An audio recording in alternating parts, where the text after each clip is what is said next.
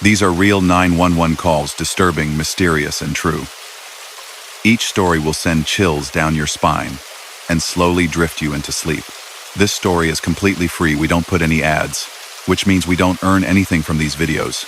All we ask is one small favor. Please subscribe to our channel and give this video a like. It's free for you, but it gives us the motivation to keep making more real police stories every night. Also, tell us in the comments which city are you watching from and what time is it right now. We love reading your messages. Now, let's begin the story. Story number 1. I'm a deputy in a rural county in the Midwest. You can guess which state by the way the wind runs unbroken across fields and how every farmhouse sits a long drive off the county road, half hidden by grain bins and windbreaks. We have more landlines than cell towers out here, and almost every strange night starts with the same note. Open line 911. Faint audio. Possible domestic. Unknown address pinned by the old analog database. That night, it was just after 2 a.m. I'd been staring at a cup of coffee I didn't want and thinking about the way my patrol car's blower motor made the windshield fog on the edges. Then dispatch. Unit 214. Open line 911 from a landline. Female whispering, "He's back?" Then silence. Number comes back to a rural address on County 22. Nearest cross is 177. Caller did not respond. When call taker attempted callback, line is still open. Can you copy? I keyed up. 214 copies. Showman route. You learn to talk in flat lines on the radio, as if you're reading a grocery list. It calms you down. It calms them down. I eased out of the gravel turnout and took 22 west. My tires found those familiar grooves in the chip seal, where farm semis push the road into long, shallow ruts. The only light was my spotlight cutting a white tunnel and a far-off radio tower blinking red over the prairie. Dispatch came back a minute later, the voice a shade tighter. 214. Open line now has ambient noise. Sounds like a clock and a thump. No voices. We've attempted callback 4 times. It rings and then goes back to open audio. 10-4. What's the name on the subscriber? I asked. Comes back to an Irene Mallory, dispatch said. 74 years old. No priors, no restraining orders, no recent calls for service. Property notes. Long driveway, dogs on site, barn on the south side. Copy. I could hear my own turn signal relay clicking, as I slowed for the unmarked turn. Habit makes you check. I let my spotlight bounce off the mailbox numbers unreadable in the wind-blown dust, and caught the address painted on a rock by the ditch.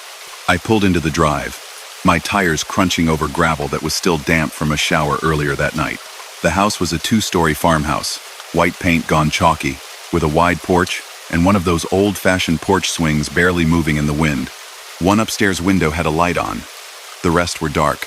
I parked short of the house and killed my overheads. You don't roll up on somebody's darkness with a carnival, I told dispatch. 214 is 10-23. On scene. And they answered with a calm, copy 10-23. As soon as I stepped out, I heard it. A phone ringing. Not the chirp of a cell. A landline, 2 solid mechanical notes. A pause. Then 2 again. It was coming from inside the house, distant enough to sound like it was underwater, but close enough that it made the hair on my arms lift. Dispatch, do you still have the open line? I asked. Affirm, dispatch said. Audio's now just ringing, she added, surprised. It's like I'm hearing a ring on our end too, which shouldn't be possible. We show the line open, not incoming. I didn't have hands left over for trying to make sense of that. I walked up the porch steps, slow. The boards gave a little under my boots. I tried the doorbell out of habit. It made a dull click inside. No chime. I knocked and called out, "Sheriff's office." The ring stopped. The house sank back into that quiet that has its own weight. I tried the handle. Unlocked. I stood there a breath, listening. Somewhere far inside, I thought I heard a smoke detector chirp its once-a-minute, low battery note. A single soft complaint like a cricket. I stepped in and let the motion of the door close itself on the night. It smelled like an old house, warm wood, laundry detergent, coffee. It also smelled like rain, and the damp metal smell that comes with it, carried in by the open door. I lifted my mic. 214 making entry. Clear the air for traffic. Dispatch gave me the go-ahead. That keeps other folks from stepping on your transmission if you need to talk fast. I cleared the first floor by habit, piecing the layout together.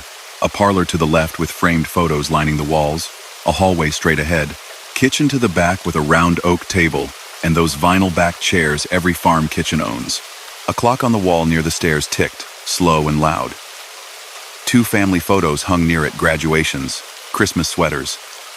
A pair of boots lined up near the back door, small. A set of keys hung on a hook. On the kitchen wall, I found the phone. Olive green with a long coiled cord, the kind that always gets kinked near the handset. It hung on its cradle, silent. That made the ringing I'd heard stranger. I lifted it gently. Dead. Not even a dial tone, just the hush of emptiness. Dispatch, 214.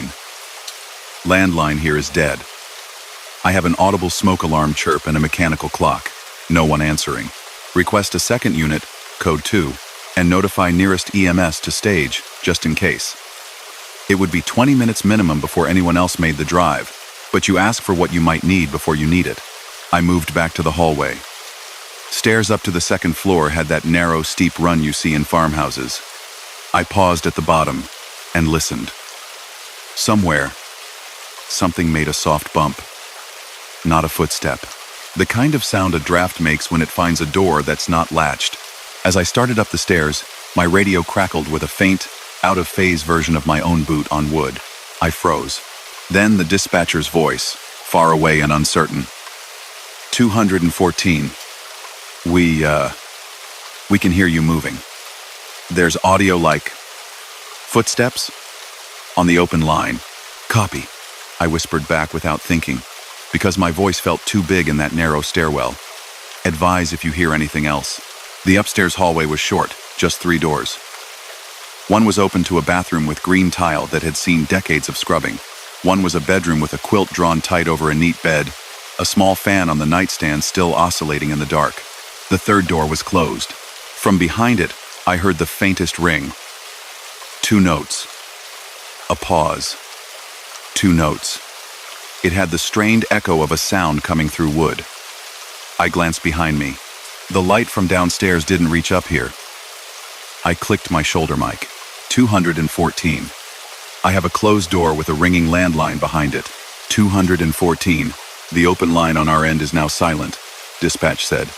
Just your traffic, no ambient. I turned the knob.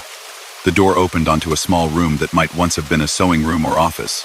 There was a desk with a ledger open, a jar of pens, and a wall phone identical to the one downstairs mounted just above an old file cabinet. The phone was ringing. I didn't move. It rang 2 more times and then stopped. The handset sat in its cradle. Everything sat perfectly normal, and I could feel the house's stillness press in around me. I lifted the handset with 2 fingers. Again. Dead. Not quiet like a good line resting. Quiet like a line that isn't connected to anything. I put it back and felt my skin tighten, as if I'd stepped into a draft. Except the air didn't move. Downstairs, the chirp from the smoke detector marked time. I went room by room, closet by closet. No signs of a struggle. No signs of anyone at all. The refrigerator hummed. The laundry room smelled faintly of dryer sheets, as if a load had been done earlier that evening. On the kitchen table, a mug with a half-inch of coffee sat next to a folded newspaper and a pair of dollar store reading glasses. A yellow sticky note on the paper said, "Feed cats," in neat looping handwriting. I hadn't seen a cat yet. 214. Second unit is 23 minutes out. EMS notified to stage at the mouth of the drive. Dispatch said after a while. Do you need any additional? Maiden? Matry? Negative, I said. Continuing to clear. Can you try to make contact with the homeowner by phone? If the landline is dead, check for a cell on file. A pause. Copy. We have a cell listed for a neighbor, not for the homeowner. We'll place a call. I found the back door's deadbolt locked from the inside. The windows were latched. In the mudroom, there were 2 dog bowls, clean and stacked, and a leash hanging on a peg. A life lived lightly, not cluttered. When I checked the basement door, it swung open with a groan. The smell of cool cement rose up and swallowed the scent of coffee and old wood. I hesitated there and noted how my breath moved in the beam of my light. No door should feel like it's swallowing the house above it. That's something you tell yourself only in your head, because there's no box on the report for that. I went down, the wood steps uncertain under my weight. The basement was unfinished, full of the clean, straight lines of canning jars, a deep freezer, boxes labeled with seasons and names. My light caught a rotary phone sitting on an old table, not connected to any jack. It had no cord, just a relic. I stood looking at it longer than I should have, until I realized I was waiting for it to ring, and then felt a little ridiculous for realizing that. 214, dispatch said quietly in my ear, as if matching my volume on instinct. We got the neighbor. She says Irene, homeowner, is away staying with her daughter, left yesterday morning, taking a break from the farm for a week. She says the daughter lives out of state. She also says the landline here has been disconnected for almost a year. They use a cell for emergencies. We tried to call it. It goes to voicemail. I let that sit in my head a second. The phone upstairs, the one in the kitchen, the ring, the deadline. The neighbor's calm claim that the number was disconnected. Copy, I said finally. Advise neighbor we're on site. Ask if anyone else has access to the house. Neighbor says Irene gave a spare key to her, but she hasn't used it. No one else. Dogs have been at her place since yesterday, dispatch replied. I did another walk of the house with that information in my pocket, as if knowing the official explanation would change the way sound moves through wood. It didn't. The clock by the stairs ticked. The smoke detector chirped. The upstairs phone sat in its cradle like it had never been touched. I took a photo with my work phone of the phones, both just to have something to point to if this story made me sound like I needed time off. When my backup arrived, he stepped in with that careful way we all get, like a guest in someone else's life. I briefed him, every detail, and watched his eyebrows react at the parts that didn't fit together. We cleared it again, 2 sets of eyes, 2 sets of ears. He heard the chirp. He heard the clock. He did not hear any ring, which felt like a joke being told to only one person in a room. As we were buttoning up, I asked dispatch to check the 911 log again. Sometimes the system picks up alias numbers or forwards, and you get weird echoes in the list. 214, dispatch said after a moment. We've got something strange. The 911 call shows as coming from the landline, but it's flagged with a retention note from 8 months ago. Same number, same address, same note. Open line, whispering female says, he's back. Line goes dead. Units checked and found house secured. Lawnmower running in shed. That was in spring. Caller ID on the second callback back then showed line disconnected on the telco end. There's a comment that the homeowner reported prank calls around that time and had the landline canceled. She paused. Tonight's call looks like it echoed that previous event. The timestamps are clean. This isn't a copy-paste. My backup looked at me, then at the quiet house, the neat kitchen, the upstairs hallway where a phone that shouldn't be connected had rung to pull me up the steps. He shrugged in that way that says, "Is there anything you can actually do?" We did the only things we could do. Secured the doors we'd opened. Left a card with my name and number on the table by the coffee mug. Logged the call as a welfare check. Residence cleared. No contact with the resident. Advised to return call to the sheriff's office. On my way out, I paused on the porch and listened. The wind was still running the length of the fields, making those gentle waves that sound like the ocean when you're half asleep. The radio tower blinked off in its own rhythm. My car ticked as metal cooled. I told dispatch I was 10 to 8, back in service, and eased back down the driveway, my headlights catching a rabbit frozen in the gravel before it darted under the fence. I made it as far as the end of the drive when dispatch said carefully, 214, we've got a call coming into 911 from the same number. Open line. We can hear. A sound like a phone ringing far away. It's faint. And then there was a few seconds of air. Now we're hearing your unit's engine idle. Like the same road noise you've got right now.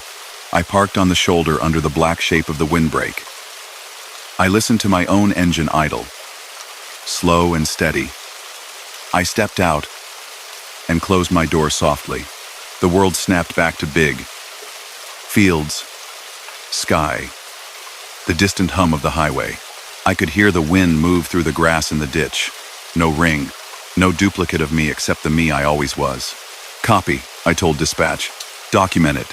What I wrote in my report later was dry. Times, what I saw, what I didn't. Phones present.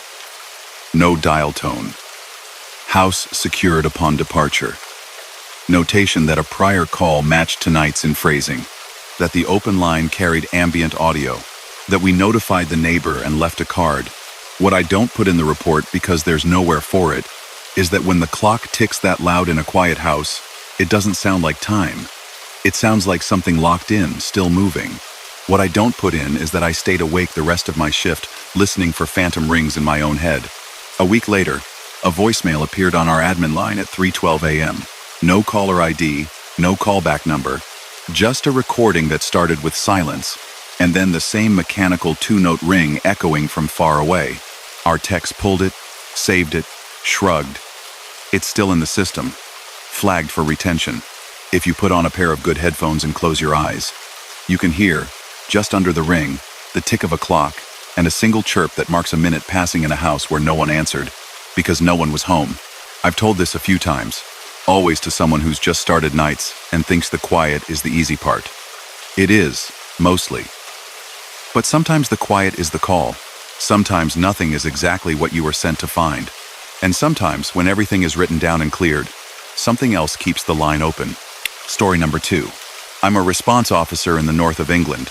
Nights, mostly. If you've ever driven across moorland at 2 or 3 in the morning, you'll know how big the sky feels when the hedges stop and the world opens right up. The road sits like a line drawn in chalk, and your headlights make a little island of certainty in a sea of dark. We don't get screaming chases every shift. Mostly it's alarm activations, welfare checks, the kind of noise people make when they forget other people exist. And then sometimes, the phone in control rings, and nobody speaks. It was 2:47. I'd parked in a lay-by near a row of cottages, writing up a report on a shop alarm that turned out to be a drafty door. The heater ticked. I had the radio turned down low, because I like to hear the world outside the glass, just in case. Control came across with that tone they use when something doesn't fit the boxes. Sierra 2, 1, control. Silent 999, caller pressed 5 to 5. Advanced mobile location puts them on the B, road across Longridge Moor, near the old call box lay. Bye. Wind on the line, faint female voice earlier, then nothing. We're grading as immediate due to 5 to 5. Any other units are 20 out. I keyed the airwave. Sierra 2, 1 receiving. I'll make. Show me state 2. I'll update on scene. The 5 to 5, the silent solution does something to your chest. A lot of pocket dials end up in the queue, people sitting on their phone. But if they press 55 when prompted, that's them telling you they mean to connect and can't speak. Every policy word leaps into your head. Listen. Assess. Don't fill the silence with yourself. I rolled out, blue lights off. The roads were empty cat's eyes blinking back at me, hedges cutting the wind into long sighs. On a straight like that, you can see your own headlights painting the faint mist ahead of you, like a screen. Sheep stood like chalky sculptures beyond the fence, facing into the breeze the way sheep do. I let the engine settle and kept to the limit. Nothing good comes of arriving in a hurry and putting yourself in the ditch before you help anyone else. Control kept me updated as I crossed the roundabout by the petrol station that's closed at night, even though the lights look like they're open. Sierra 2, 1, line still open. We have intermittent audio. Call taker reports. Wind. And what sounds like coins, like a coin falling into something metal. But caller's device shows as a mobile, no CLI. She paused. Caller pressed 5 to 5 twice. That's unusual. BT's system gives us AML pings that are usually within 20 meters. The lat divided by long they gave matched a square of road I knew a lay-by halfway between 2 farms, where a red phone box used to stand. I remember it because a parish group tried to adopt it as a book swap, and then couldn't get it through planning. BT came and took it away last year, leaving 4 rust-colored bolts in the concrete as proof it had ever been there. The moor lifted out of the land as I drove, the hedges dropping away to low gorse and heather. The road ran in soft curves, the white lines almost blue in my headlights. I dropped a gear as I climbed a long hill, and the wind changed tone around the car. They'll tell you the moor makes its own weather. You feel it in your jaw. Control, I said. Do we have any calls for service out there tonight? RPU, within range? Negative, Control replied. Roads unit is tied up with a broken-down lorry on the M-way. We rang highways to check cameras. None on that stretch. We do have a CAD from 5 years ago at that lay-by phone box vandalism. Nothing serious. Be advised. There was a serious collision. 2 bends north in 2018. Don't look for patterns, she added softly, out of habit. I smiled because we all do it anyway. I killed my spots at the top of the hill and let the night come closer. There's a moment when you turn into the lay-by, where the road falls away and the sky just drops. I eased into the gravel with a crunch and parked facing out. Old training. Nose out. Quick exit. I shut down the engine and breathed through the sudden quiet. The wind worked at the mirrors, and you could hear the heather move like someone rubbing their hands. Control. Sierra 2-1. On. Scene. Copy Sierra 2-1. Silent 999 still open. Call taker advises. Whispering, maybe? Hard to tell through wind. Words heard, left, and lights. No screaming, no obvious distress. We're monitoring. I stepped out and took my torch. The lay-by was a fan of gravel with knee-high grass around the edges. On the inside curve stood the concrete plinth where the phone box had been. The 4 bolts were there, rusted, 2 with the nuts still threaded down like someone had forgotten to take them. You don't think about the serious weight of a phone box until 4 bolts like that are all that's left, and you can feel how much they had to hold. I walked slow, my torch on low power to keep my night vision. The beam found empty, crisp packets flattened by weather, a cracked bottle, tire marks that meant nothing by themselves. I stood on the plinth and looked up the road. White lines, cat's eyes, the suggestion of a bend. Down the road, the same. The wind had a low hum in it that wasn't the wind at all. It was the world humming back. Control, I said. Do we have AML accuracy radius? 15 meters. You're inside it, she said. Caller's device hasn't moved since first ping, which is either very good or very bad. I walked the boundary of the AML circle in my head and with my boots. Hedge. Ditch. A place where mud from a farm track had washed over the road's edge and dried into cracked plates. No footprints that didn't look like mine. No skid marks. No fresh coolant smell, which usually carries on the air if someone's radiator has split. I listened for the kind of sound you don't consciously tune to until you need it. A ticking engine. A soft call for help. The scrape of someone changing position. Nothing.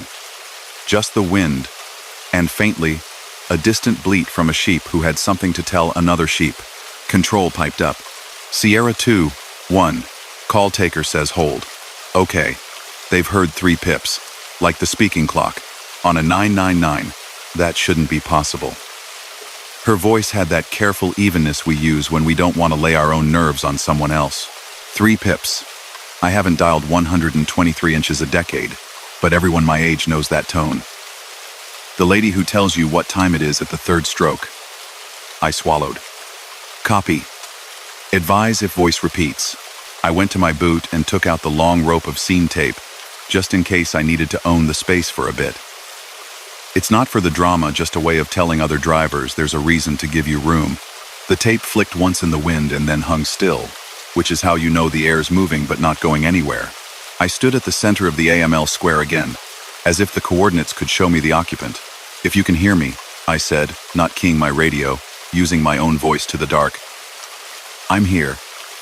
You've done well pressing 5 to 5. Stay where you are unless you're in immediate danger. If you can make a sound, do it on the count of 3. I counted slowly, my breath fogging in front of me. The numbers getting smaller and softer in my own ears. Nothing replied that I could name. Control, I said softly, keying up. Have callmaker attempt to communicate in yes divided by no. Ask for 1 tap for yes, 2 for no. We'll time them. We've had silent calls like that before. People hiding in cupboards from a drunken partner. Kids too scared to speak. You do what you can to give them away. Control did their side.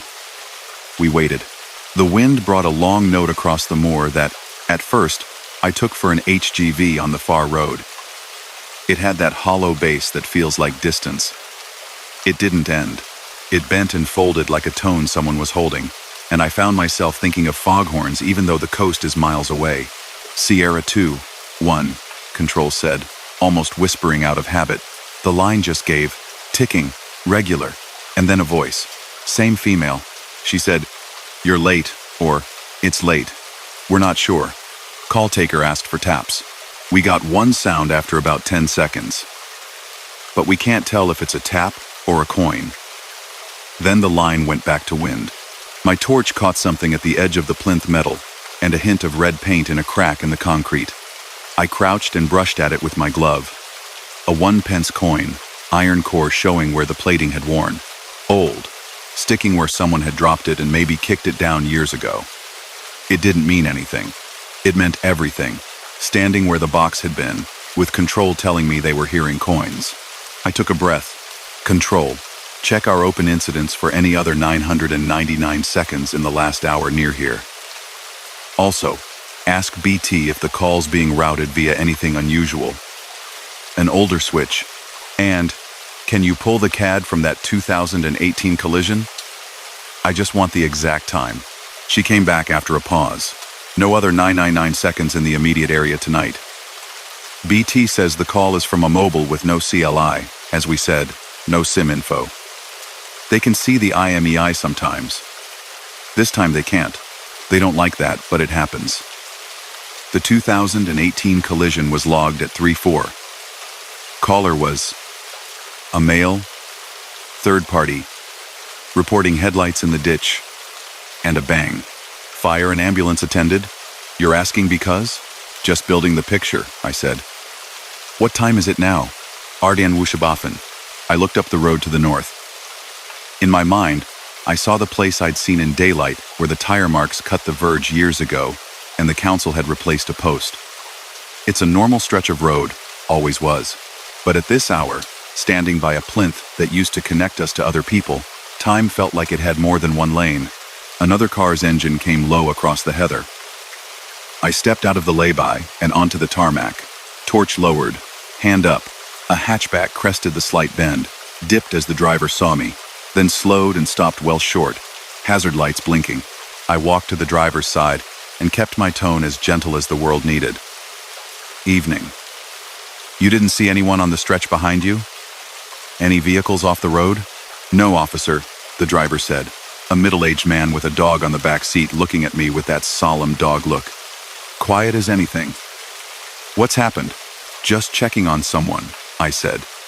Thanks for slowing down. Mind how you go. He nodded and pulled away, hazard lights clicking in the stillness until they rounded the bend, and the moor swallowed them. The dog watched me in the rear window until I couldn't see it. Control, I said. Call still open? Affirm. And we just heard something clear. The voice said, blue lights. Then nothing. I hadn't lit my blues. I'd come in dark, to not spook anyone hiding.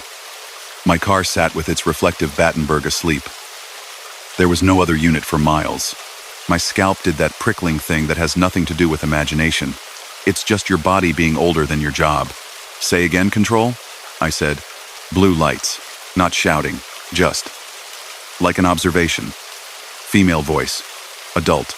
I looked at my car, the one I knew as intimately as my own house. Black estate. Light bar on top. Blues off. I reached in and flicked them once, just to test my own reaction. The lay-by jumped in color, hedges hardening, the plinth looking new because blue light has a way of making old things look clean. I killed them again and the world settled. Control, I said. Time check. Sanderling Sanfen. The third stroke. I didn't want to think it, but I did. I stood in the center of the AML square and I waited. The moor's long tone had deepened to something like a held breath. The white line down the road shone as if wet, though it was bone dry. A bird went over low and made a single sound that I've only ever heard at night and can't name, like someone closing a drawer far away. Control, I said. very gently because it felt like a glass scene. I'm going to walk the verge north. Keep me on open mic. Received. Open mic. We'll monitor. I moved along the edge where the grass stopped and the tarmac began, feeling the cork of the ground through my boots, the give and take. I counted steps without meaning to. Every fifth, my breath and the wind matched and unmatched. At the point where the old collision had been, I slowed. The post they'd replaced stood straight, new wood, paled by 2 winters. Someone had tied a ribbon to it once. Only a faded knot remained, almost part of the wood now. A small thing like that can make your throat itch, like you're coming down with a cold. Sierra 2-1, Control said.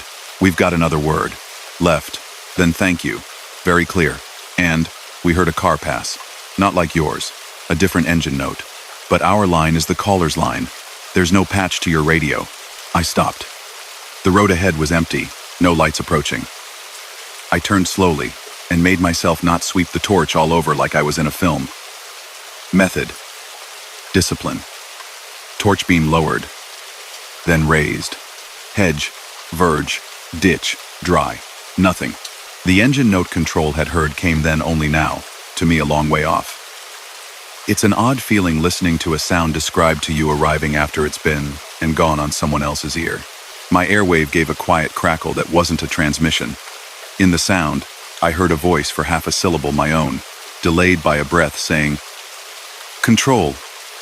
As if it were coming back to me from a hard wall, I stood still until my pulse stopped making my torch shake. Control, I said. I'm safe. No hazards. If we can't extract anything else from the caller, we might need to treat this as a no trace and revisit at first light. There was a small silence. Dispatchers don't say no lightly. Understood. Sierra 2-1. Before you stand down, call taker asked the caller to repeat something if they could. We got 3 pips, then it will be 304, in that exact phrasing. Her voice thinned, not with fear, but with the brittle care of someone who prides themselves on knowing how phones work hearing a thing that doesn't. 3-4 was the time of the old collision. I checked my watch without moving my wrist much. 3 and change.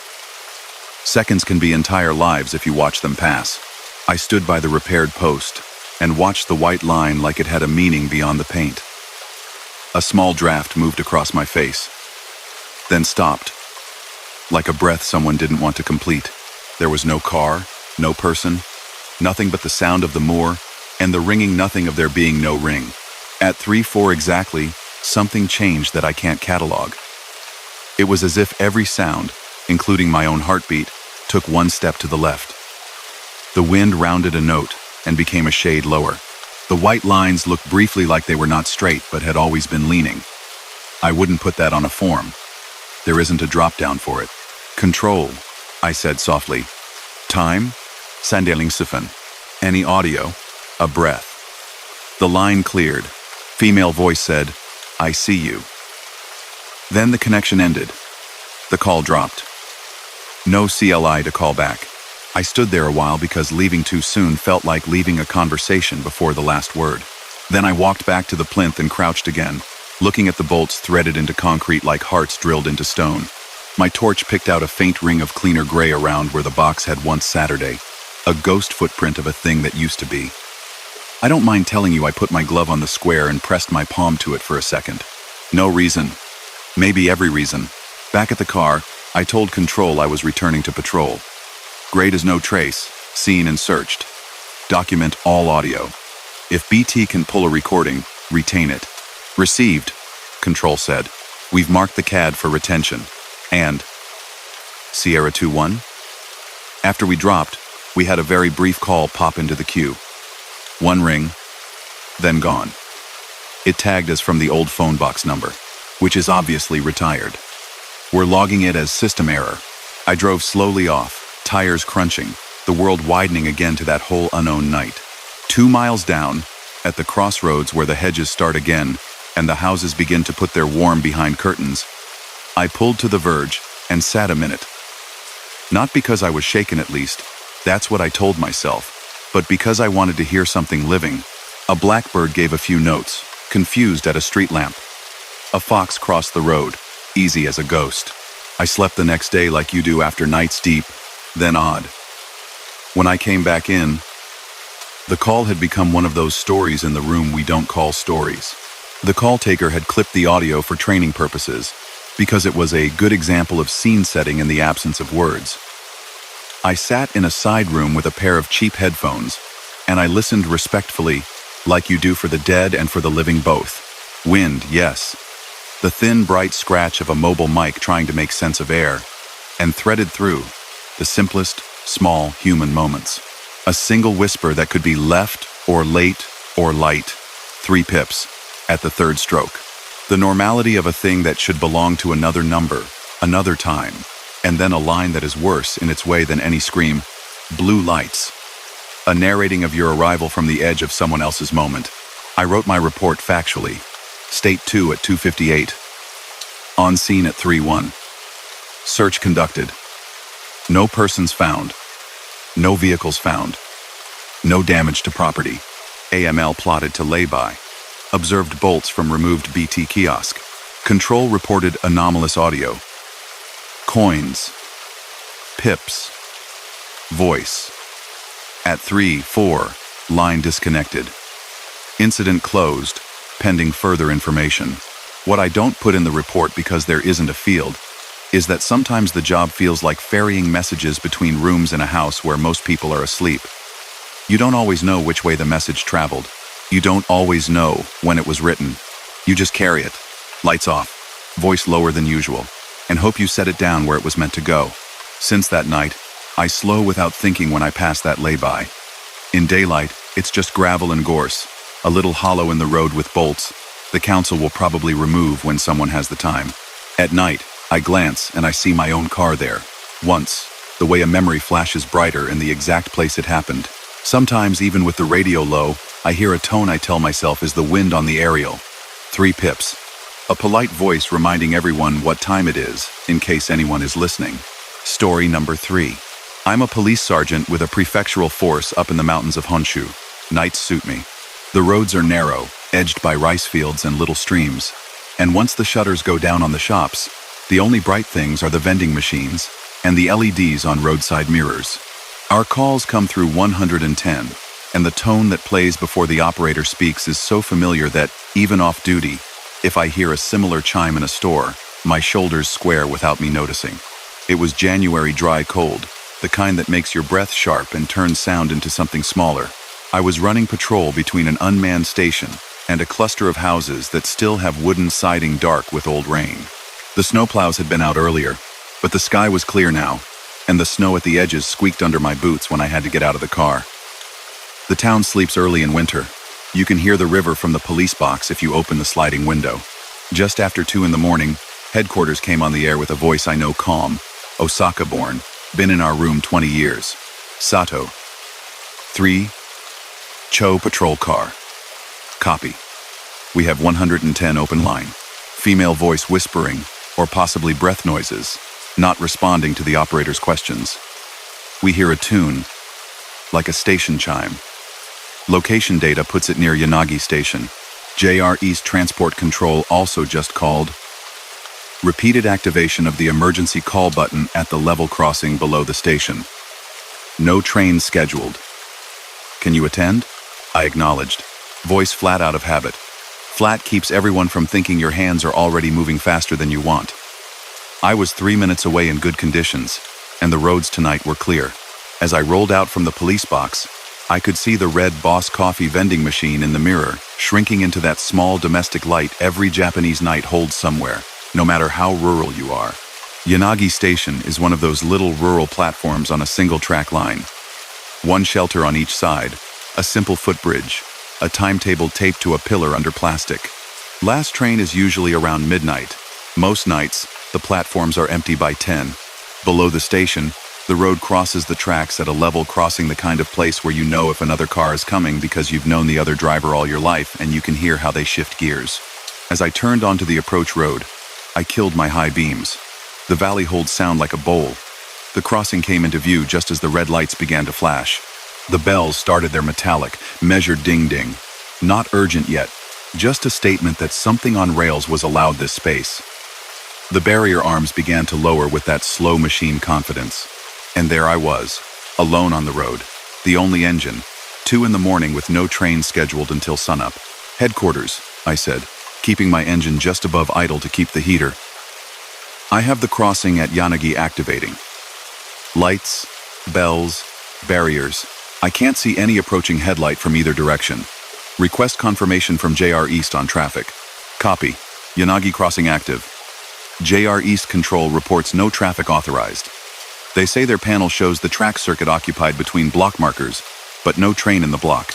They are sending a maintainer from the depot, ETA 25 minutes. They also confirm the emergency call button at the crossing has triggered 3 times in the last 10 minutes, with no one responding when their operator answered. I stopped before the barrier, put on the hazards, and got out. The night had that low, glassy look you get when the moon is somewhere but not visible. The snow piled at the road's edge had a crust, faintly blue. My breath looked like smoke when it left my mask. If you've ever felt the air around an active crossing, you know the way the sound is its own kind of weight. The bells like a heart beating outside the body. The platform up the slope sat empty, lit by those pale tubes that hum in a pitch you stop hearing until something goes wrong somewhere else. The footbridge had frost on its steps. A poster near the shelter had peeled at the corner, showing the diagonal of a cartoon character reminding children to stand behind the yellow line. The smallest details become large at that hour. "Headquarters," the dispatcher said in my ear. 110 open lines still on. Call taker reports a short tune 2 notes up, 2 notes down, the kind that plays before station announcements. Then a faint voice. Words possibly don't cross. Then silence. Caller is not responding to direct questions. The call shows as from a public telephone at Yanagi Station waiting room. For the record, that line is listed as operational. Public telephones in rural stations are the green kind, heavy, reliable, coin slot and card reader with the square pictograms for instructions. You can still make a 110 from one without a coin. The idea that someone might be using it at 2 in the morning made sense. The idea that they weren't speaking did too. The idea that the crossing was acting like a train was there when no train was scheduled made less sense. But most nights, you take the picture you have and start at the edges. I waited for the barriers to finish coming down. The motors hummed, then clicked as they settled into their rests. The bells continued in their measured way. I walked up the verge to the crossing control cabinet, yellow, padlocked, with the equipment ID stenciled in faded black. I put my glove on the metal. It felt like a machine thinking, the way you can feel a refrigerator running when you lean on it. I keyed my radio. Approaching cabinet. No visible obstructions on the rails. No vehicle trapped between barriers. No pedestrians visible. I'm going to check the waiting room to see if anyone is at the telephone. I crossed the road, watched my footing as I stepped over the snow rucked up at the edge of the small stairs, and went up to the station. The waiting room door slides, and it made a soft clunk as it hit the end of its track. Warmth doesn't live in waiting rooms in January. It's just the absence of moving air that tricks you for a second. The fluorescent light here hummed too, the sound linking the room to the outside in a long, thin wire. The green public phone sat under the timetable. A little sign taped above it read, "In an emergency, dial 110 or 119. No coin required." The handset was in its cradle. The card reader had the outline of a hand on it. On the floor, a damp patch between the bench and the phone where someone, earlier in the evening, had brushed snow off their coat, and it had melted and then half-dried, leaving a salt lace around its edge. As I stepped inside, the 110 call taker came up on my ear. "We're hearing your footsteps now, Sergeant," she said, slightly apologetic. "Because that sort of thing always feels like a thin line crossed. We believe the caller is in the waiting room.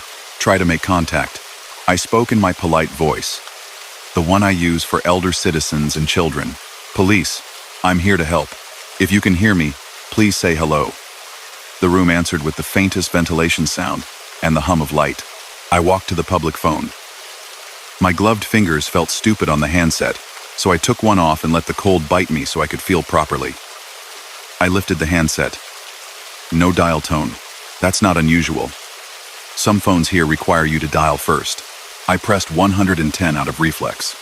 The phone accepted the touch with a beeping that was too loud in the small space. I didn't connect, obviously. My own radio and HQ were my line. I hung it up again. slower than necessary, listening for anything that sounded like someone not wanting to be heard. The tune came then, 2 notes up, 2 notes down. The little station chime that plays before the announcement that a train is arriving. It didn't come from the phone. It came from above the platform. It was quiet, like someone playing it in another room with the door partly shut. I stepped back to the door and looked out.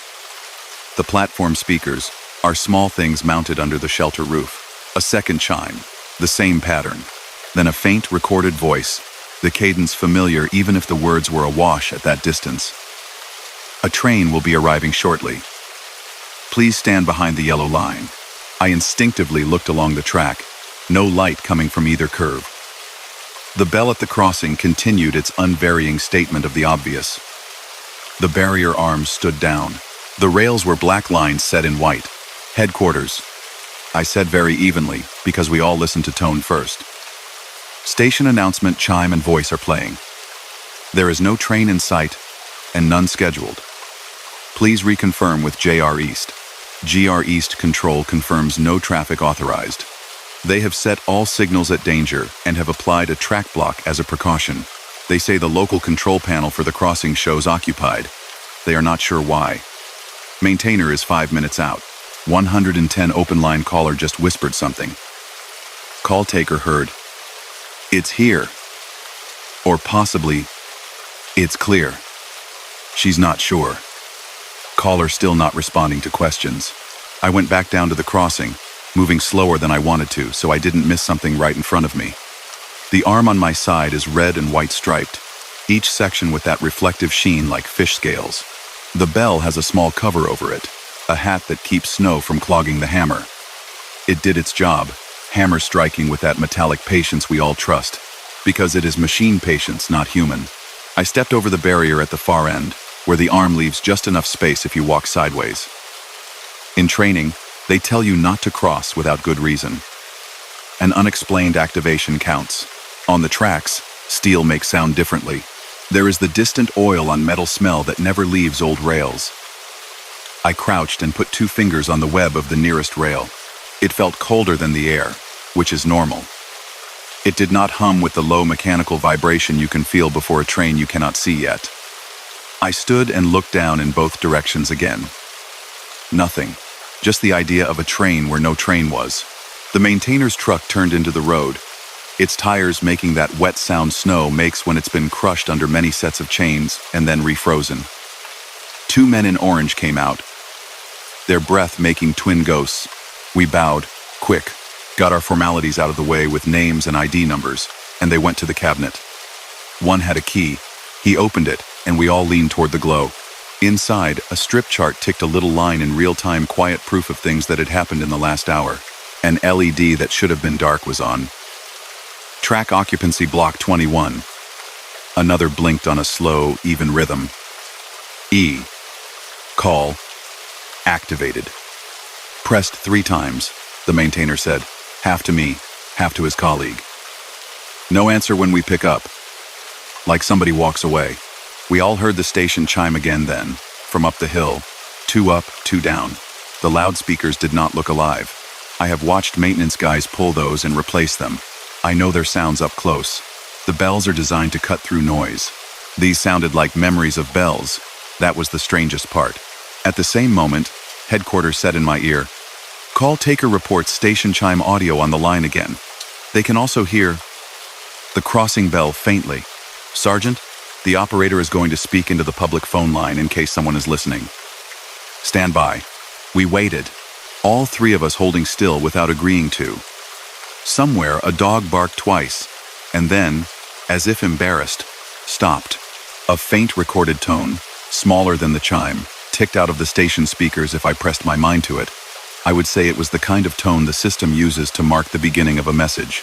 Then a child's voice, so soft that we all looked at each other because we wanted to be sure it wasn't any one of us hearing our own head. Just 2 words. Very clear. Don't cross. I stepped back from the track without thinking about it. Habit. The maintainers did too. Not because we thought a train was coming, but because words have a shape that reaches your feet before your head puts them in a sentence. Headquarters, I said. We all heard a child's voice say, "Don't cross." Can you confirm the same on the 110 line? Affirmative, the dispatcher said in a tone that was careful not to be one thing or another. Call taker heard "Don't cross" in a child's voice. We have recorded. The line remains open.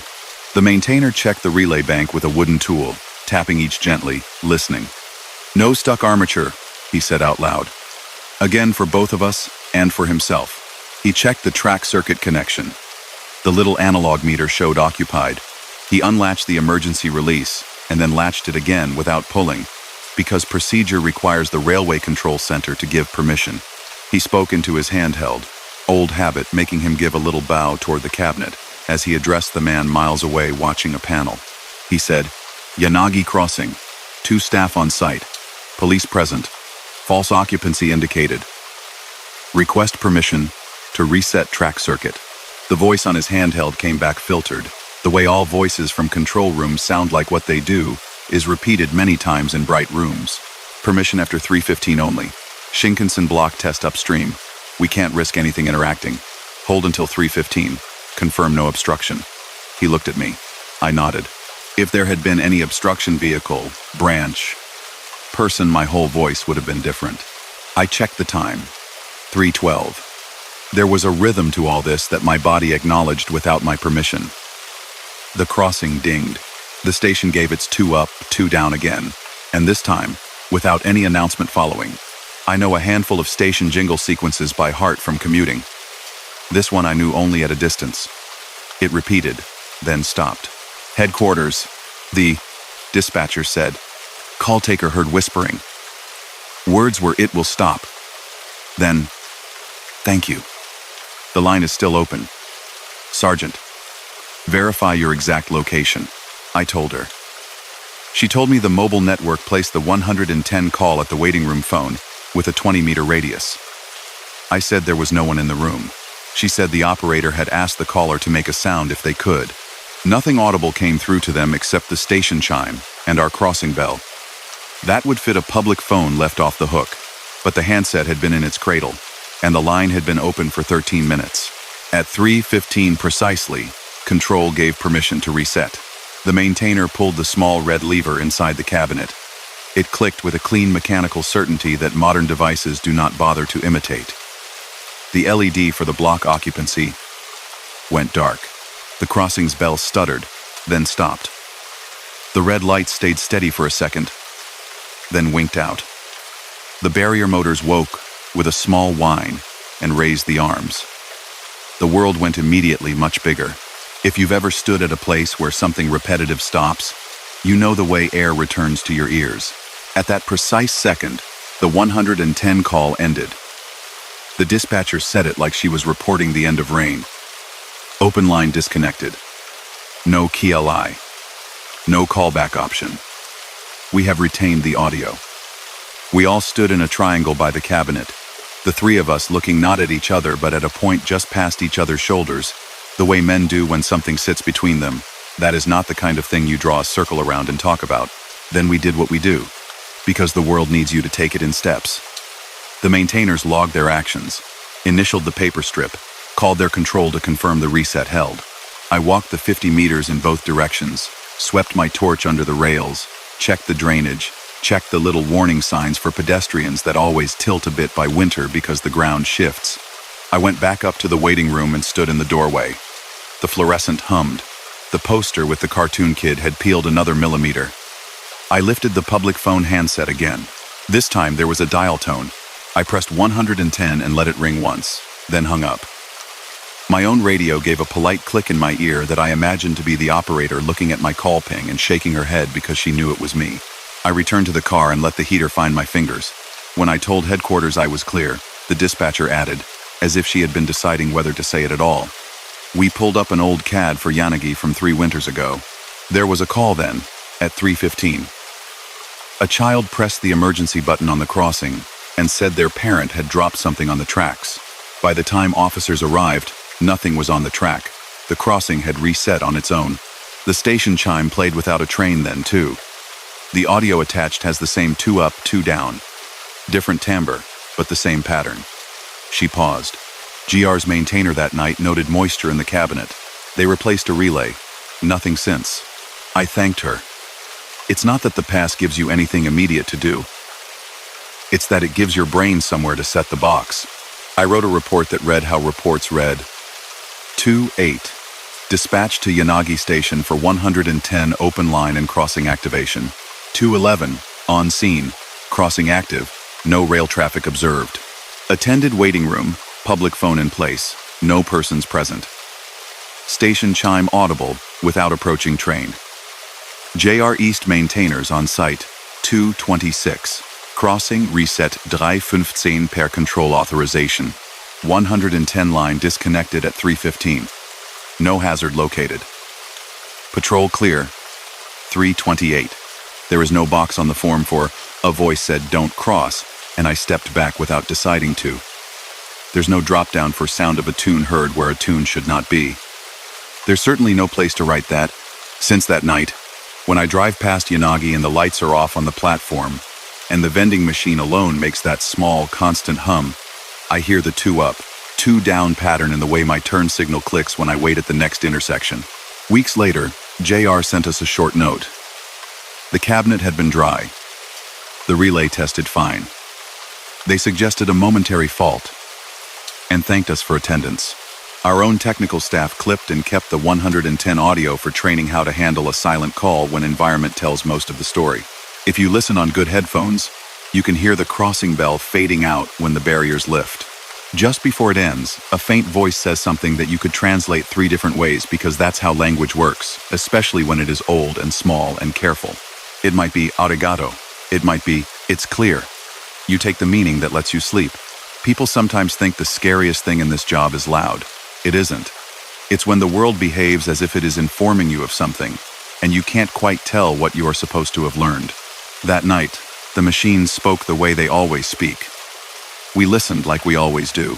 And, for reasons outside of relays and timetables, I felt seen by a place that has seen so many of us come and go that my footprint in the snow wasn't even interesting enough to keep. Story number 4. I'm a senior constable with a regional unit in Western Australia. Nights out here mean long blacktop, red dirt pushed up at the edges.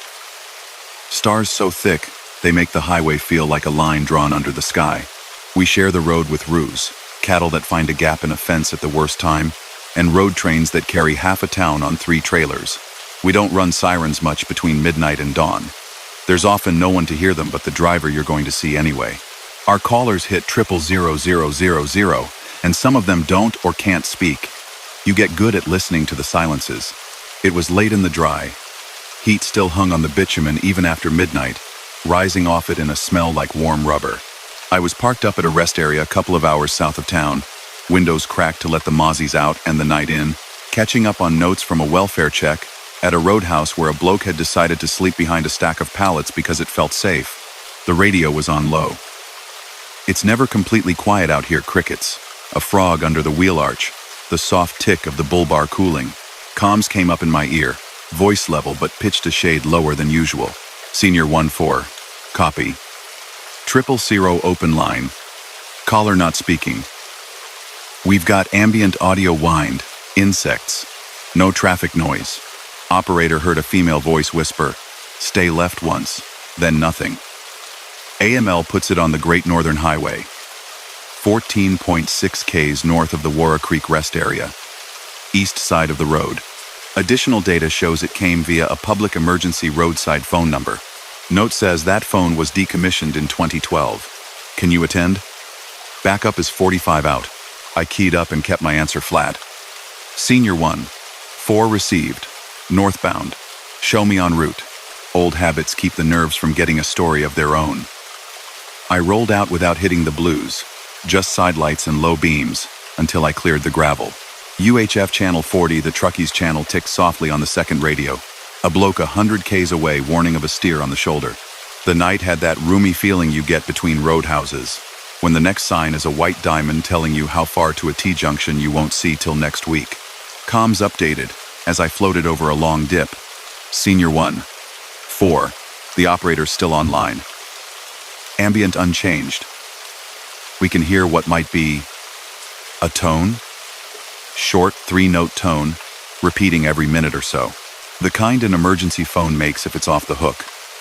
But Telstra's records say there's no line active at that location. I thought of the old yellow roadside phones, little boxes on poles by the shoulder every 10 or 20 Ks in the days before mobiles worked anywhere but town. Press a button, talk to someone you'll never meet, and they send help. We don't see many now. The bolts that held their mounts are what's left, and the pole stumps, rusting into the red. The highway hummed under the tires and ran straight like an idea no one had questioned for a long time. I passed a guidepost reflector that flashed blue-white in my lights. Then another, a long march of them into the dark. Skippy Kangaroo lifted from the verge and took 2 long, lazy bounds. I feathered the brake. He thought better of the road and went back across the fence line. "Comms," I said. "Any history on that emergency phone, recent vandalisms, false alarms?" "Negative," she said. "We've got an old job from years back. Breakdown with a caravan. No injuries. No other logs." This open line's unusual. Operator asked the caller to tap once for yes, twice for no.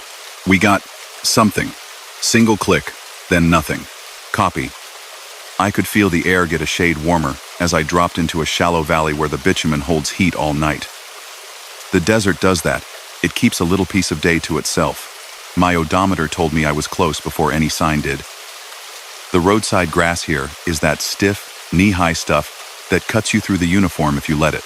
The highway shoulder widened for 100 meters where the old phone used to be, hard-packed gravel curling off the edge like a lip. I eased onto it, hazards on. Out here, you park facing back toward traffic if you can, a habit from dealing with road trains that need to know what you're doing from half a kilometer away. "Comms, Senior 1-4. On scene." "Copy, on scene," the dispatcher said.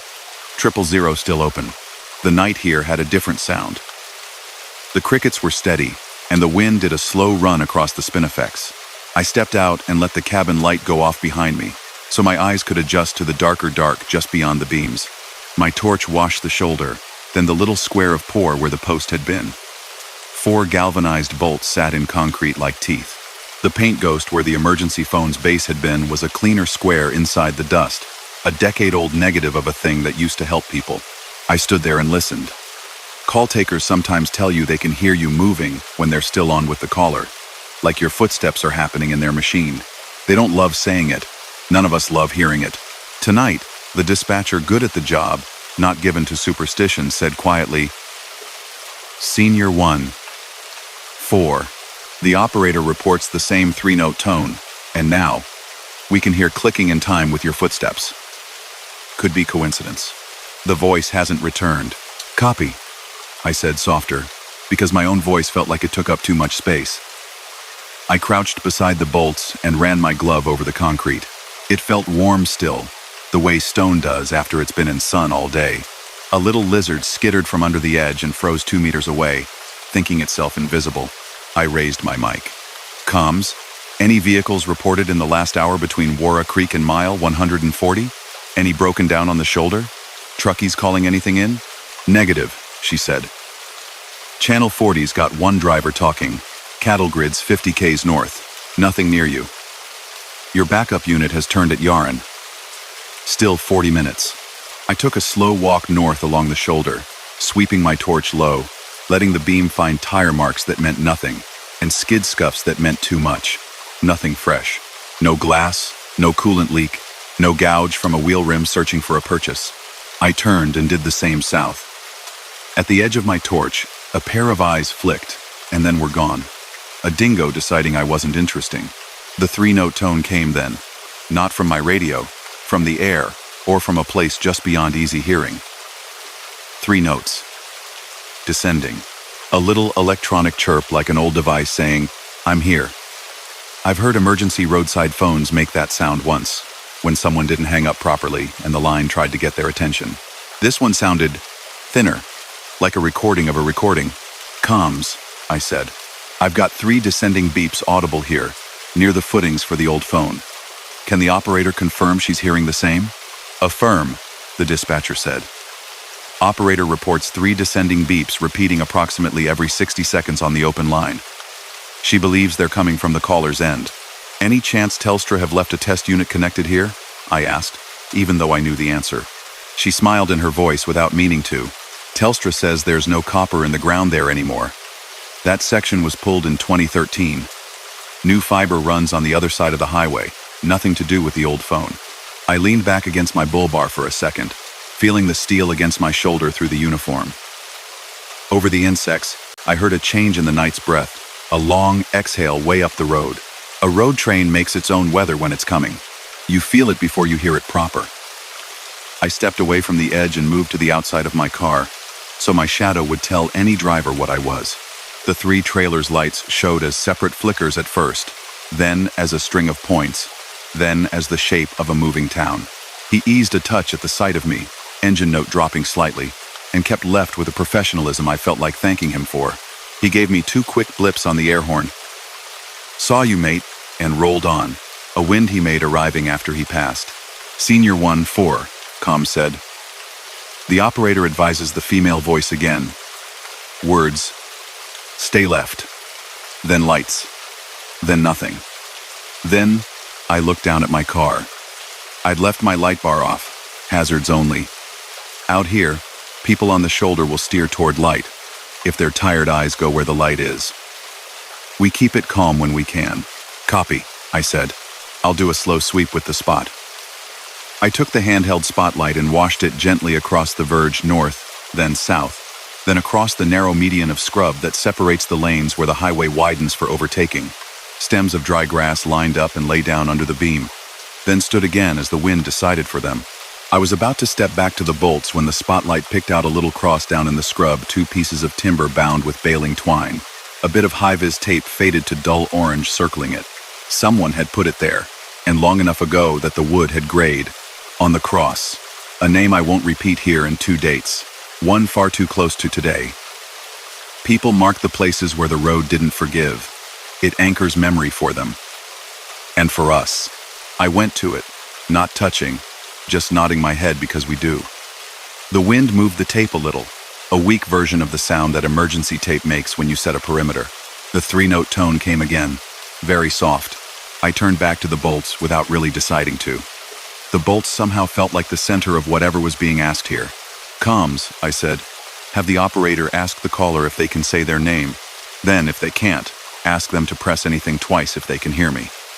It's a habit. Give people something they can do, even if the thing they're using to do it stopped working years ago." We waited.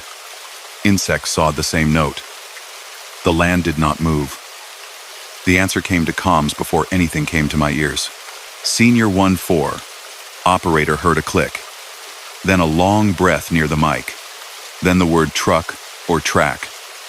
"She's not certain." "Copy," I said.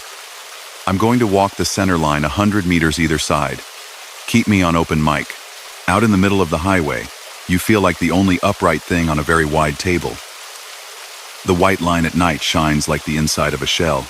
I walk slow, torch on low, watching for fresh rubber scrub, for any hint of something leaving the road or coming onto it. Nothing. A beetle scuttled across the line and went back to the gravel as if embarrassed. On the way back to the bolts, my shoulder mic gave a little digital pop artifact of the network, probably, and for a second, I heard myself delayed, a syllable of my own voice coming back to my ear, as if the night had heard me and was reconsidering what I said. It passed. "Static doesn't frighten you on nights. It keeps you company." The UHF chattered then. A driver 2 or 3 Ks north, coming down off a long climb, said, "Northbound triple. Got some blue and white in the paddock, mate?" Another driver answered, "Nah, old mate's on the shoulder at the phone stumps, I reckon. Stay left." Their words came out of a speaker the size of a cigarette packet in my dash. A second later, comm said in my ear, "Operator reports the female voice again, whispering, 'Blue and white.'" I looked at my car. Blue and white livery are colors. It's not a profound insight. Still, the timing pressed a thumbprint against the moment.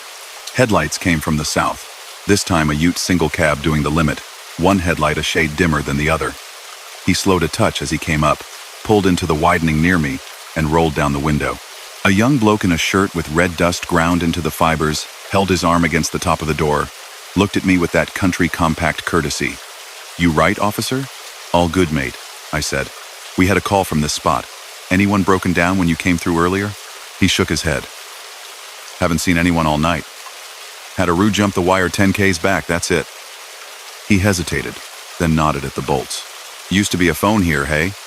Mum told me she used it once when we got a flat. You'd be standing here a while back then waiting on a tow. Yeah, I said. You on UHF? 40, he said. You heard that kid talking before? He said it lightly, like he didn't want to make too much of it in case it was nothing. What kid? I asked, steady, not trying to sound too interested. On the wireless, little voice, he said, checking his mirror for traffic even as we talked, because the habit owns you if you drive this road. Said, stay left. Thought it was someone having a lend. Then the timing gave me the shivers. He half laughed at himself for saying the last word. Anyway, good night. He lifted 2 fingers off the wheel in a salute and rolled on, the taillights shrinking in a straight line until they weren't anything. Comms, I said. For what it's worth, a passing motorist reports hearing a child's voice on UHF say, stay left. That may or may not be connected. The dispatcher took a breath I could hear. Senior 1-4. The 000 line's at 25 minutes now. Operator says the 3 beep tones becoming less consistent. She just got one more whisper. Thank you. We'll hold until the caller disconnects or the system drops. In the distance to the north, another long engine note swelled. A big one, working down through a slight descent. I stepped out toward the white line so the driver would see me human, not just reflective tape. He came on like a horizon moving of its own accord. He drifted a touch left professional, neat, more out of respect than need, and then something happened I can only describe as a feeling rather than a thing. The whole night seemed to step a fraction to one side, the way an echo sometimes sits off the original sound by a heartbeat. The road train eased another 2 inches left, wheels kissing the aggregate edge with the soft hiss that sound makes when it isn't drama but geometry, and moved past. In his mirror, I saw the brake lights blink once, a short thanks, and then settle. Out here, 2 inches is a theory and a life both. He gave me a horn tap I felt in my ribs, and went. Senior 1-4, Comm said, voice finally lighter as if air had returned to the room she sat in. 000 line disconnected.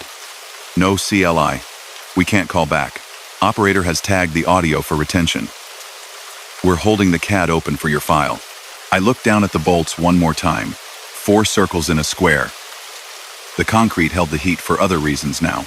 I took a photo with my work phone, because the part of me that likes order wanted something that had edges. Then I walked back to the car. I told comms I was clearing, and they told me nothing else had come in on that stretch. I sat a minute with the engine idling low, watching the night settle back into its long, slow sound. Back at the station after sunup, I went into the little ops room where the coffee is resigned, and the chairs are a mixture of 3 generations of office furniture, and asked the operator if I could hear the audio. We're careful with that sort of thing, privacy and process, but she nodded and slid the headphones across and hovered by the doorway like she didn't want to leave me with it, but also didn't want to watch my face. It started with nothing you'd think was anything. Night air. Insects. The sound of electric stillness. Then a very soft rub of something against something fabric on the plastic of a handset. Maybe. That 3-note descending tone, once a minute, like a reminder a machine gives itself. Twice you could hear something mechanical that might have been breath. And then, if you turned the volume just up to the line where hiss becomes company, a voice. A woman's yes. Soft, like it didn't want to blow out the little microphone. Stay left. 30 seconds later. Lights. Later still. Truck. And at the end, so tiny I might have been doing that thing where your brain fills in the shape. Thank you. The file has a time code. It ran from 2:34 to 2:59. The 3-note tones drifted by 60 seconds, then 55, then didn't come at all. Our ops software stamped my on scene over the middle of it. The operator's recorded prompts were there too professional, steady, the same way she'd ask anyone the same thing. Are you in danger? Press any button twice for yes. She was talking into a handpiece connected to a system that thought it was connected to a phone that hadn't existed for a decade. It felt like leaving a message on an answering machine in a house that had already been knocked down. Telstra sent us a note that afternoon. The emergency phone at that location had been removed in 2012. Copper in the ground there is gone. No lines terminated at that pillar. No test units. No left-behind gear. Their engineer suggested a misrouted call via a mobile tower that borrowed the old device's ID. He put in words like legacy mapping and data translation in the email. He didn't mean to make it a ghost story. He was trying to make it a technical one. I appreciated the effort. I wrote the report. Nothing dramatic. Dispatched to location of decommissioned emergency roadside phone for 000, open line. On scene. No persons present. No vehicles. No debris. UHF chatter by third-party re. Stay left. Crossing traffic observed. Cleared. Audio retained by ops. Telstra advised no line present. No further action. What I didn't have a field for was that standing by 4 bolts in a slab under a sky that couldn't care either way. I felt addressed by something that was not a person. Not in the sense of, do this or don't do that, just in the sense of being included in a small, necessary instruction, stay left. Meant for whoever needed it that night, whenever that night was. People put up crosses here not because they think the road notices, but because they need to. We answer phones that shouldn't ring not because we think the past can call us, but because we'd rather be kind to the idea just in case. About a week later, a truckie came in for a cuppa and to hand in dash cam of a near miss with a bullock. He asked, like people do, "You hear anything more about that call?" I said, "No," and watched the steam off his mug. He nodded, looked at the floor in that way men do when they're not sure if they're about to embarrass themselves, and said, "Thought I'd mention. Other night, same stretch, someone on 40 said they could hear a kid counting. 1, 2, 3. Then it was gone. Could have been anything." He shrugged it off. I shrugged it off back. We drank our tea in the air conditioning, and the world made sense again.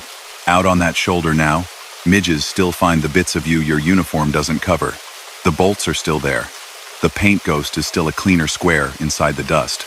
If you stop and turn everything off and give the land its room, you hear the night rehearsing itself. And if, once a minute for a little while, you hear 3 soft notes descending in an empty place where a phone used to be, well, most of our job is taking things seriously, even when we could explain them away. You don't need to believe in anything strange to give respect to a message you can't trace. You just need to remember people call because they want help getting to the other side of something. Stay left is, in its small way, as good a piece of advice as any. Story number 5. I'm a provincial officer in Ontario with the OPP. Most of my nights sit on the edge of the shield granite, pines, 2-lane highways that go black at midnight, and stay that way till the first logging truck grinds out of a bush road. If you know the sound of a plow blade catching a manhole cover, you know our winters. If you know the sound of a seatbelt chime in a cold car, you know the kind of quiet we keep each other company with at 3 in the morning. Our OCC Operational Communications Center patched me a file just after 2:30. Their voice came through clear, calm, and a touch careful. You learn to hear the careful. Unit 5 Bravo 06, OCC. We've got an automatic crash notification, ACN pushed to 911 from a telematics service. Single vehicle event. Coordinates plot about 5 clicks east of Killicks Lake, on Trappers Bridge Road. No verified callback number. No voice from the vehicle. The system's feeding us airbag deployed. Vehicle at rest. Timestamp is live. Can you attend? Backup is 25 minutes. I keyed my mic, turned down my cabin heater so I could feel the car again, and answered what we all answer. Copy. OCC. En route. I glanced at the map on my MDT anyway. Trappers Bridge Road is a seasonal track cut by loggers decades ago, plowed by locals to get to ice huts and hunt camps even though the sign says no winter maintenance. It runs out from Highway 60, over a narrow 1-lane bridge with silver guardrails that never stay silver, and then nobody's sure where it officially ends.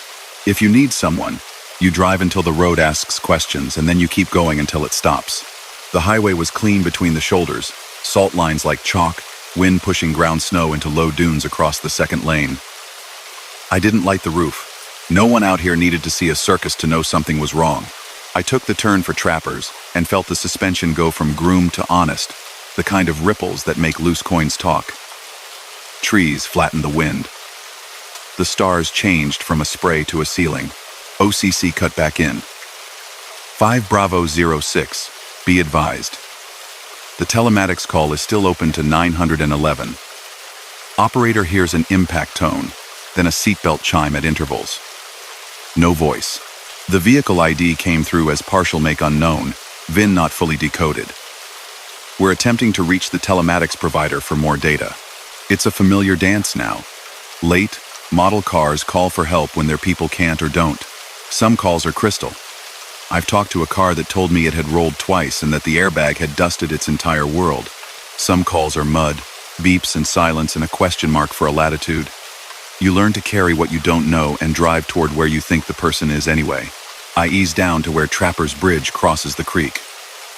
The planks underneath groaned in a note I've known since I was a kid. Riding in my dad's pickup to the dump with the windows down. Both guardrails had the scraped look of a road that is polite until winter makes it add 3 inches to every bumper. I saw no fresh strike, no splash marks, no broken rail. Just snow drifted into the angles and the creek breathing under a skin of gray ice. 5 Bravo 06 on scene at the bridge, I said. No obvious wreckage from the road approach. I'll stage and walk south and north. 50 meters. Copy. 5 Bravo 06. Operator still has the ACN open. She's reporting seatbelt chime every 30 seconds. No horn. No human voice. Ambient is quiet. The AI is pushing updated telemetry.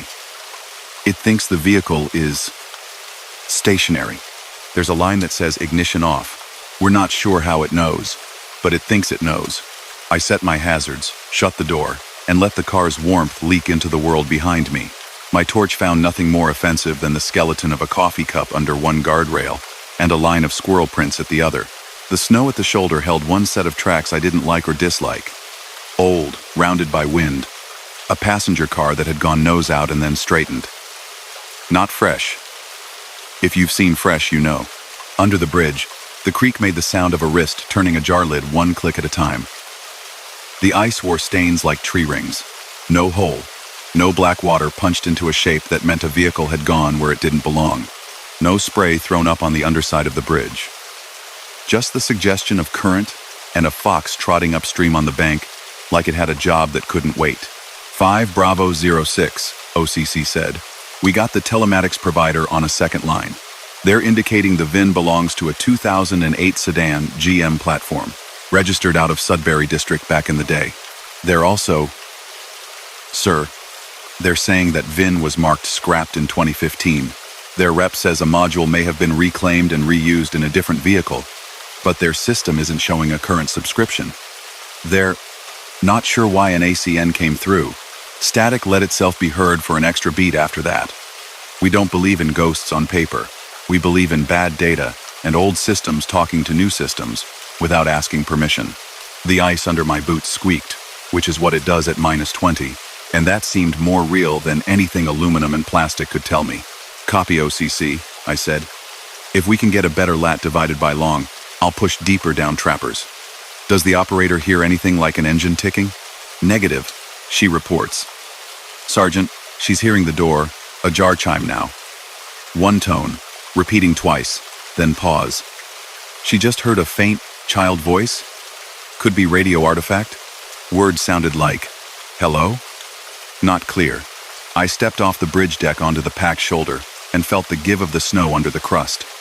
The beam of my torch picked up frost rime on the galvanized bolts like white fur. You never move fast on roads like this. You move method, because the world doesn't care if you fall. I went 50 meters east, nothing. 50 meters west, pine, snow. The small, tired sigh of my own breath. When I came back to the car to reposition and creep further in, I heard it not from my radio, but through the door glass, from the open call in the car. The precise, soft, two-tone seatbelt warning from a North American dashboard. 2 notes. A pause. 2 notes. The kind of sound you stop hearing on your morning commute because it's so normal. It was so tiny in the cabin that opening the door made it smaller. I sat down and listened properly. The OCC patched their operator to me so I could hear what she heard. It played again. 2 notes. Pause. 2 notes. Not the high, chirpy European seatbelt ping, the lower, rounder, GM tone. and under it, the rolling hiss of nothing in particular, a cheap microphone picks up when it is doing its job. I could hear, if I wanted to, a thought someone about to speak. It didn't come. Operator says she'll prompt again, OCC said. The woman on the line did her job in that warm, careful cadence like a hand held out in a dark room. If you can hear me, press the OnStar button, she said. Even though we all knew this wasn't OnStar but something like it. Tap twice if you can. Can you tell me if anyone is hurt? Is there fire? Make any sound you can. Nothing. Then, almost too faint to be anything, the sound your fingers make on a plastic surface when you're unsure where to press. A tap, then another. Not confident. Hard to call it anything but a wish. 2 taps, the operator told OCC, because everything gets narrated for the record. We got 2 taps. I rolled forward in the cruiser at walking speed, window down, watching the road ahead and listening to the call behind me. Trappers took a gentle right and started down through trees that hold on to their needles like pride. The plower had thrown a clean, narrow path, and every so often I could see where a pickup's rear tires had walked sideways, because a ditch will be a ditch, no matter how many years you've driven past it. 40 seconds later, the tone on the open line changed. Not the belt chime now. The soft, goofy key in ignition, warning you only hear when you open the door of a car that still thinks the key is home. Ding, ding. A pause. Then the air like a held breath. Then faint, far away in a way that might have been a trick. Hello? A child's voice. High not because they were afraid, but because that's how a voice is when it hasn't become a grown-up yet. Say again? The operator asked, careful not to fill the room with her own concern. You're doing great. Can you say your name? We have help on the way. No answer. The ding renewed once, and then it was the hush you get when you lift your hand off a mirror. We are trained and retrained to keep our thinking inside the lines drawn by what's in front of us. A child's voice on a line that belongs to a module, that belongs to a car that according to a database left the road a decade ago, that's not a line. That's 2 different boxes stacked by someone who didn't have the right lids. But you don't say that on the radio when you're the first one out. You say, copy, and you drive. At the 2nd kilometer marker painted onto a birch like an apology, the road dips and crosses a culvert. There's a wide spot there where fishermen push off canoes in May. Tonight, it was just a place, if you needed a place. I moved past it and into a section where the snowmobile trail joins the track for 100 meters and then peels off into trees.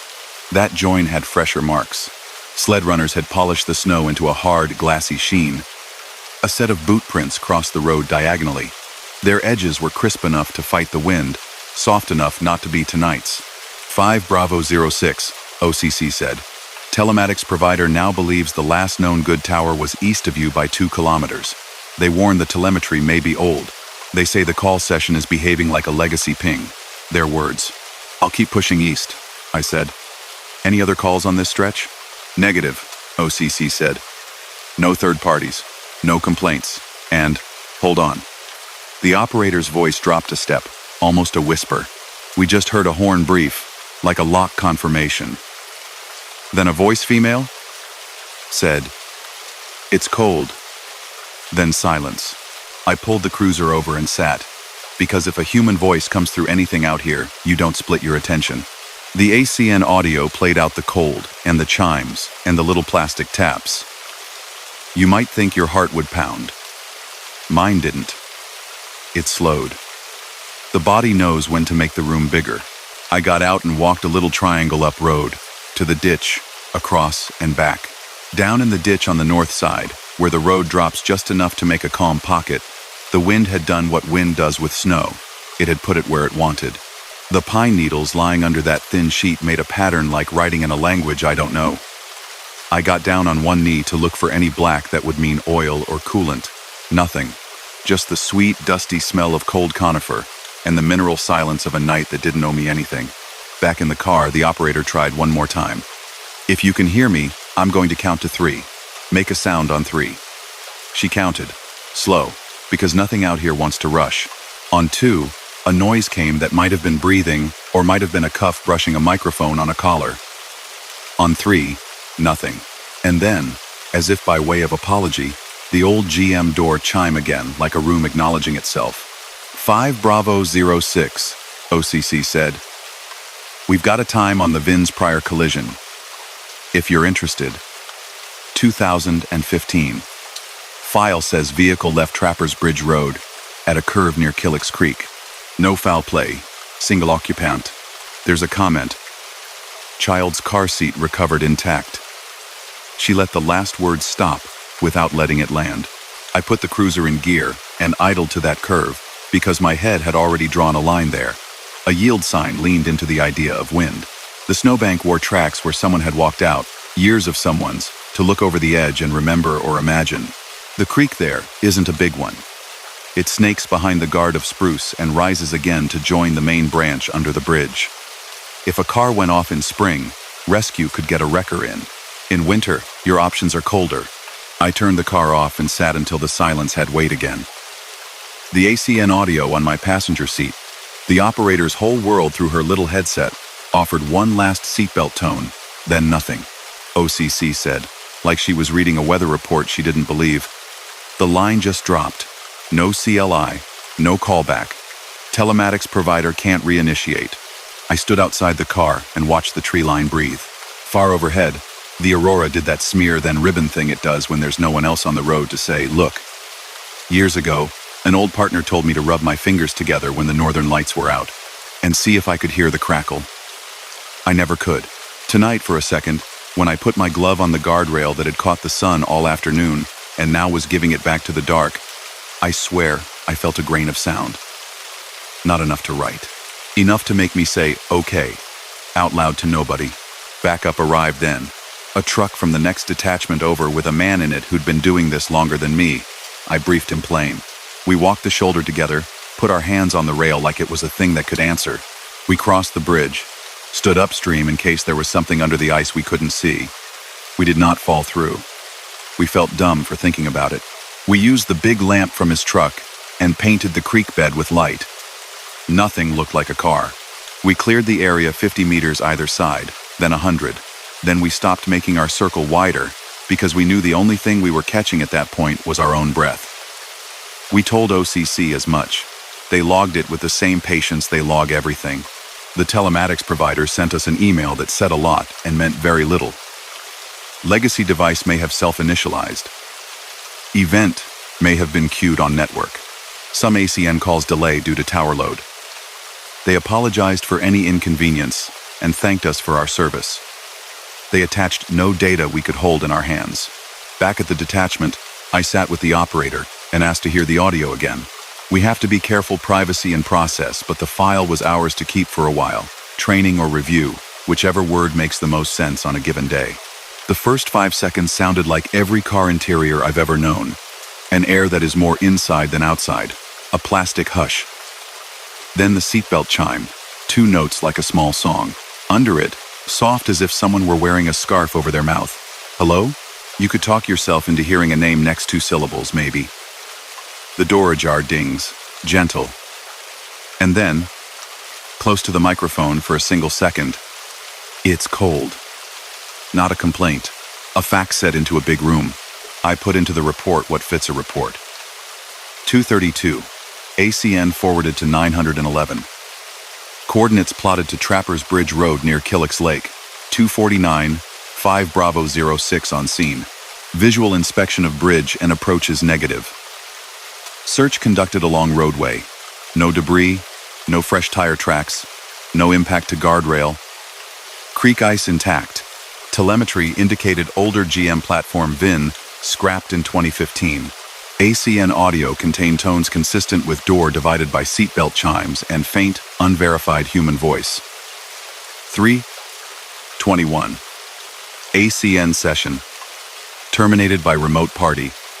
No further action possible. Patrol clear 3:40. There's no place to write the thing no one needs me to write, which is that I can recall exactly the tone of the door ajar ding when I close my cruiser tonight.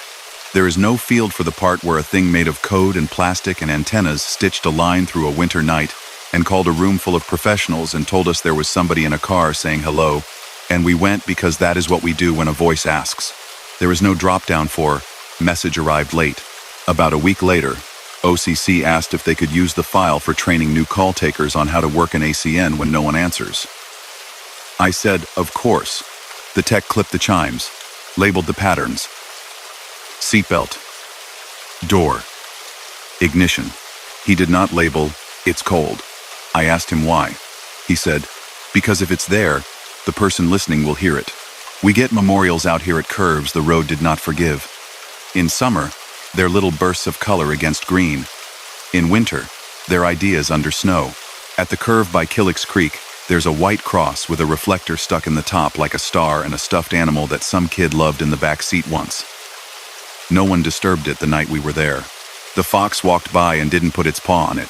We did our work and left it to the dark and did not whisper anything to the air because we are not in the business of speaking to whatever you are thinking I might be speaking to." The call closed.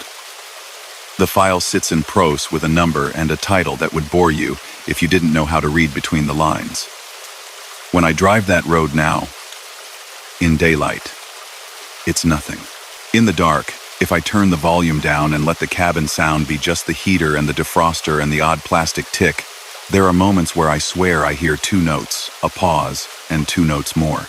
Not alarming, not dramatic. The sonic equivalent of someone in the next room letting you know they're there without asking for anything. That's the thing about our work at night. Sometimes you carry messages that arrive too late to be useful and too early to be nonsense. You write them down because that's what we do. You answer the next call. Some of them tell you to go somewhere. Some of them just say hello from a place you can't find on the map. And your job, still, is to listen until the line drops and the world makes its own sound again. Story number 5. I'm a patrol officer in the west of Norway. Nights here are a long ribbon of black road, fjord on one side, mountain on the other, and the kind of weather that never quite decides what it's doing. We share the shift with tunnels, kilometers of them breathing air through big fans, rinsed by drips that find their way down through stone no matter how much concrete men poured. In the small hours, when the ferries are sleeping and the heavy lorries have taken their breaks, you can drive for 5 minutes and only see the reflection of your own blues in the rock. Our number is 112 for us, 113 for ambulance, 110 for fire. The voice in my ear comes from the Opération Centrale in Calm, slightly northern. A person who has been listening to strangers breathe for a decade and still answers like it's the first time. It was a weekday night just after 3. I had the heater on low because tunnels keep their own climate. I was parked up near a lay-by above the fjord, watching the faint green of the aurora smear like paint when a child pushes their thumb over watercolor. My partner was off sick. I had a solo car for the week, which makes you tidy in your head whether you mean to be or not. The radio hissed and came clean. Patrouille Alpha, Tre, Opération Centrale. 112 open line. Caller not speaking. Ambient audio strongly suggests a tunnel environment fan noise. Echo. AML from the mobile puts it inside the Sabenes Tunnel, 1.4 kilometers from the North Portal, eastbound tube.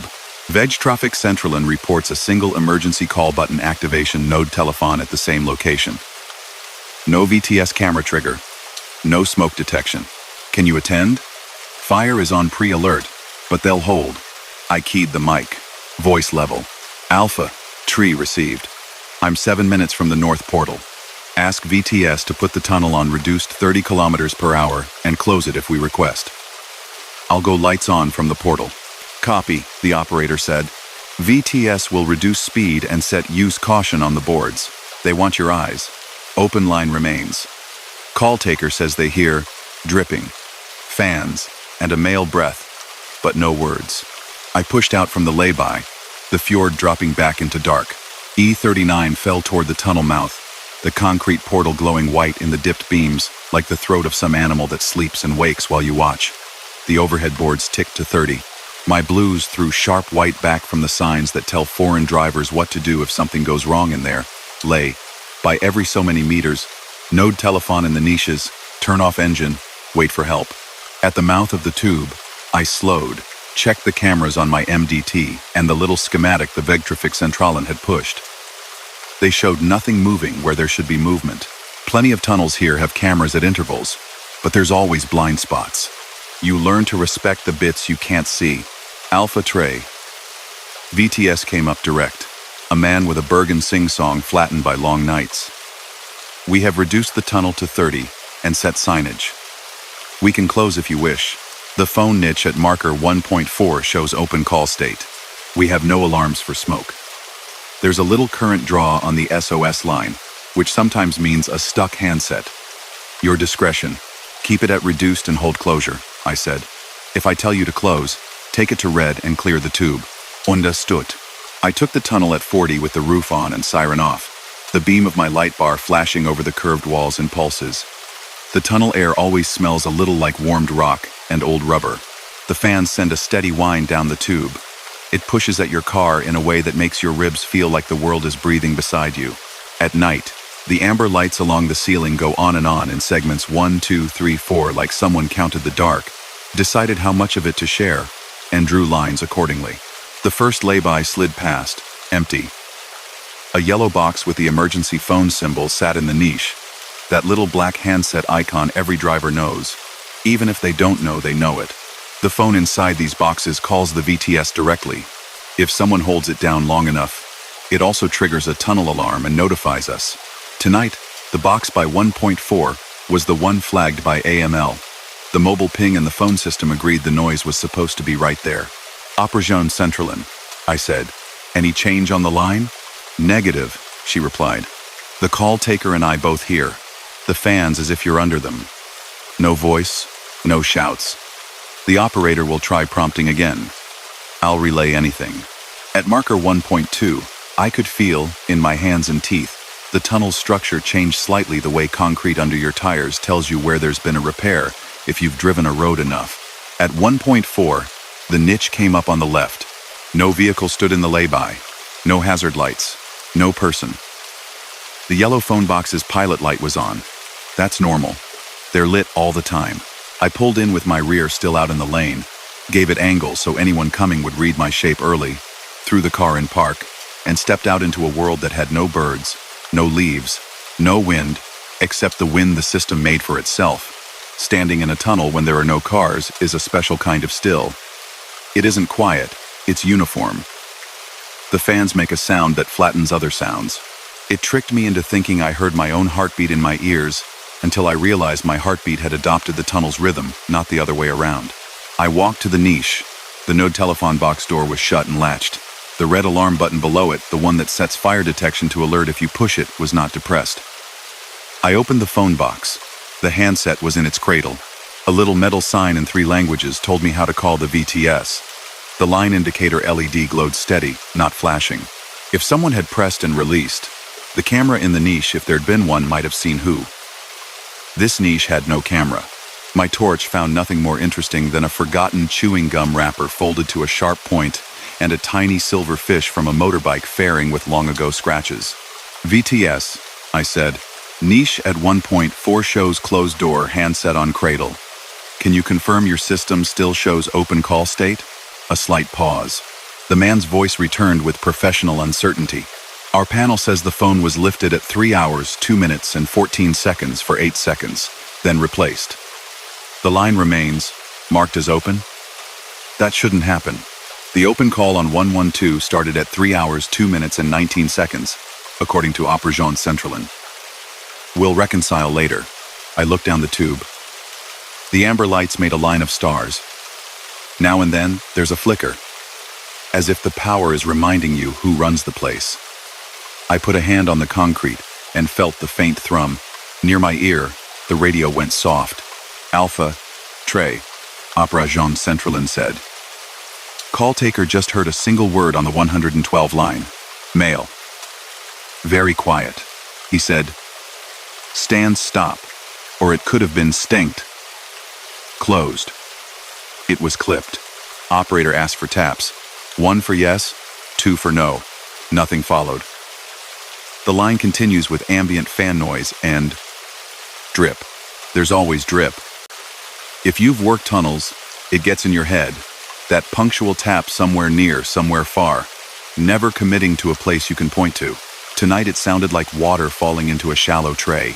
I walked the wall, pushing at the little green emergency exit sign with a finger. It gave the slightest wobble, as if to confirm it was real. 25 meters down, the service door Notutgang back into the cross passage had a red indicator glowing faintly. Locked from this side without a key. The door wore a film of fine dust, that tells you no one has put a hand there in the last hour. VTS, I said. Can you check the cross-passage cameras between 1.4 and 1.6? Checking. Cross-passage at 1.5 shows no movement for the last hour. The door indicators show shut both sides. No pressure drop recorded on the ventilation. He hesitated. Operator says they can hear your voice on the 112 line when you speak near the phone niche, not through your radio that line, as if the phone's off the hook. I looked at the handset in the cradle again and, because the whole world felt like a set of filled-in forms and something that had stepped to the side of the forms, I picked it up. It had the weight of old hardware, heavier than modern things, with a coiled cord that carries history in its stretch. The line gave me a thin hiss with a low-frequency hum. Veg traffic? Centralin? I said. Because what else do you say when you're speaking to an empty tunnel on a hard line? The VTS man said, we have you on loudspeaker, through the phone network, yes. The sound came through my radio with a barely delay, like hearing your own voice out of a loudhailer after you finish speaking. I put the handset back in its cradle. The moment it clicked, Operación Centralin spoke quietly. The 112 line just stopped, then resumed. The pause matched the click we heard on our end when you rehung. Sergeant. The call taker heard a second word before the drop. Liz. Light. I hit my roof briefly, and the blue threw a cold day over the concrete and back again. The fans rose a fraction, a ghost of a reaction. I killed the lights and stood with the personal torch haloing a small circle, the size of the questions I had. A light swelled at the far end north portal and became a white disc, then a vehicle. VTS had left the tunnel open at reduced speed. Someone had decided to keep going. I stood with my back to the lay-by and waved them into the other lane. They did what Norwegian drivers do at 3 in the morning in a tunnel with a patrol car in it.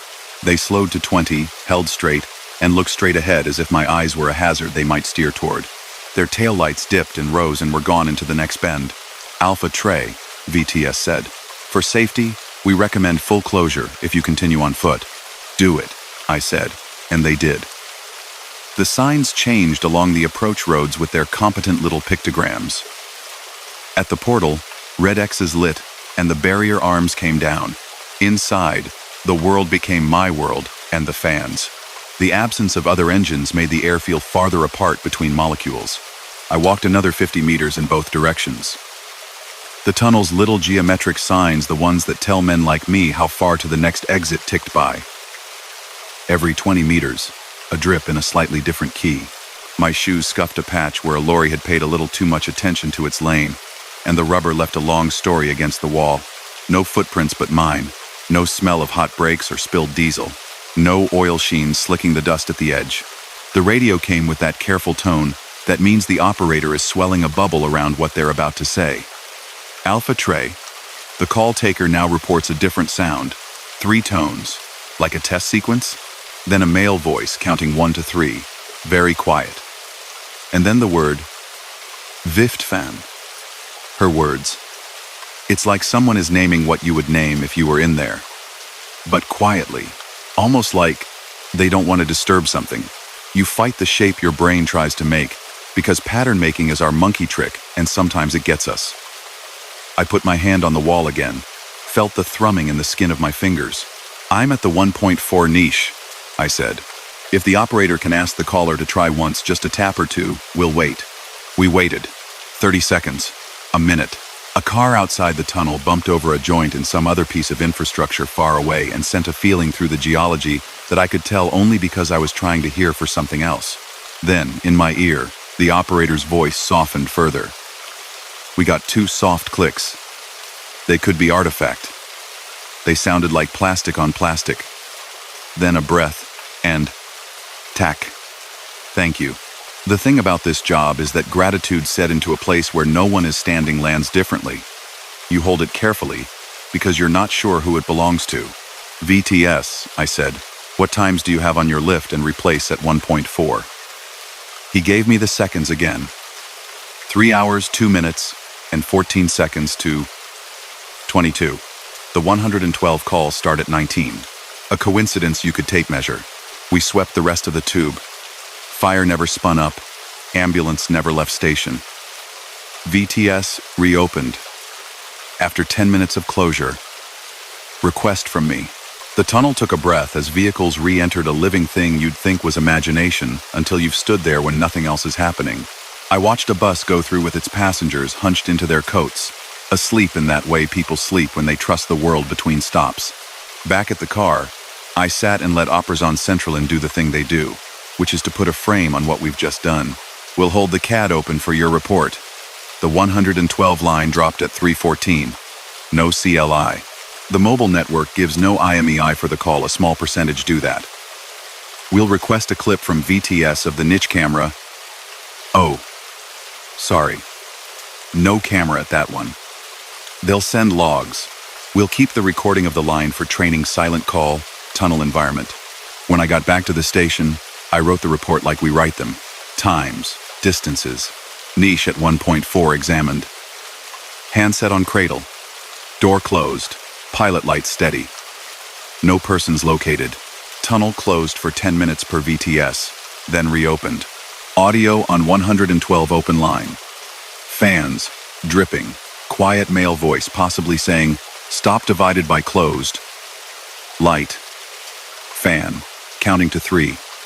And, "Thank you." No property damage observed. No hazard. Patrol clear. There is no field on the form for, "My hand came away from the concrete cold in a way that felt like more than temperature." There isn't a drop-down for, "I could distinguish the 3 different tones the fans make as they step through power stages, and the last matched the word 'someone,' whispered at a distance." We're not famous for writing. Putri. VTS emailed later with a polite, tidy paragraph. "We cannot reproduce the open call state persists fault on the node telephone at 1.4. We will swap the handset as a precaution. Logs show the line went off hook at 3 hours 2 minutes and 14 seconds for 8 seconds. No speech recorded at our end. The system recorded your testing later. All other indicators nominal." They attached an image from a camera in the tunnel at 1.3 showing my car, blues off, sitting in a wash of pale. This is the only frame with a vehicle during the closure. We keep audio that will help call takers. A week later, the operative on nights put the clip on for me with good headphones.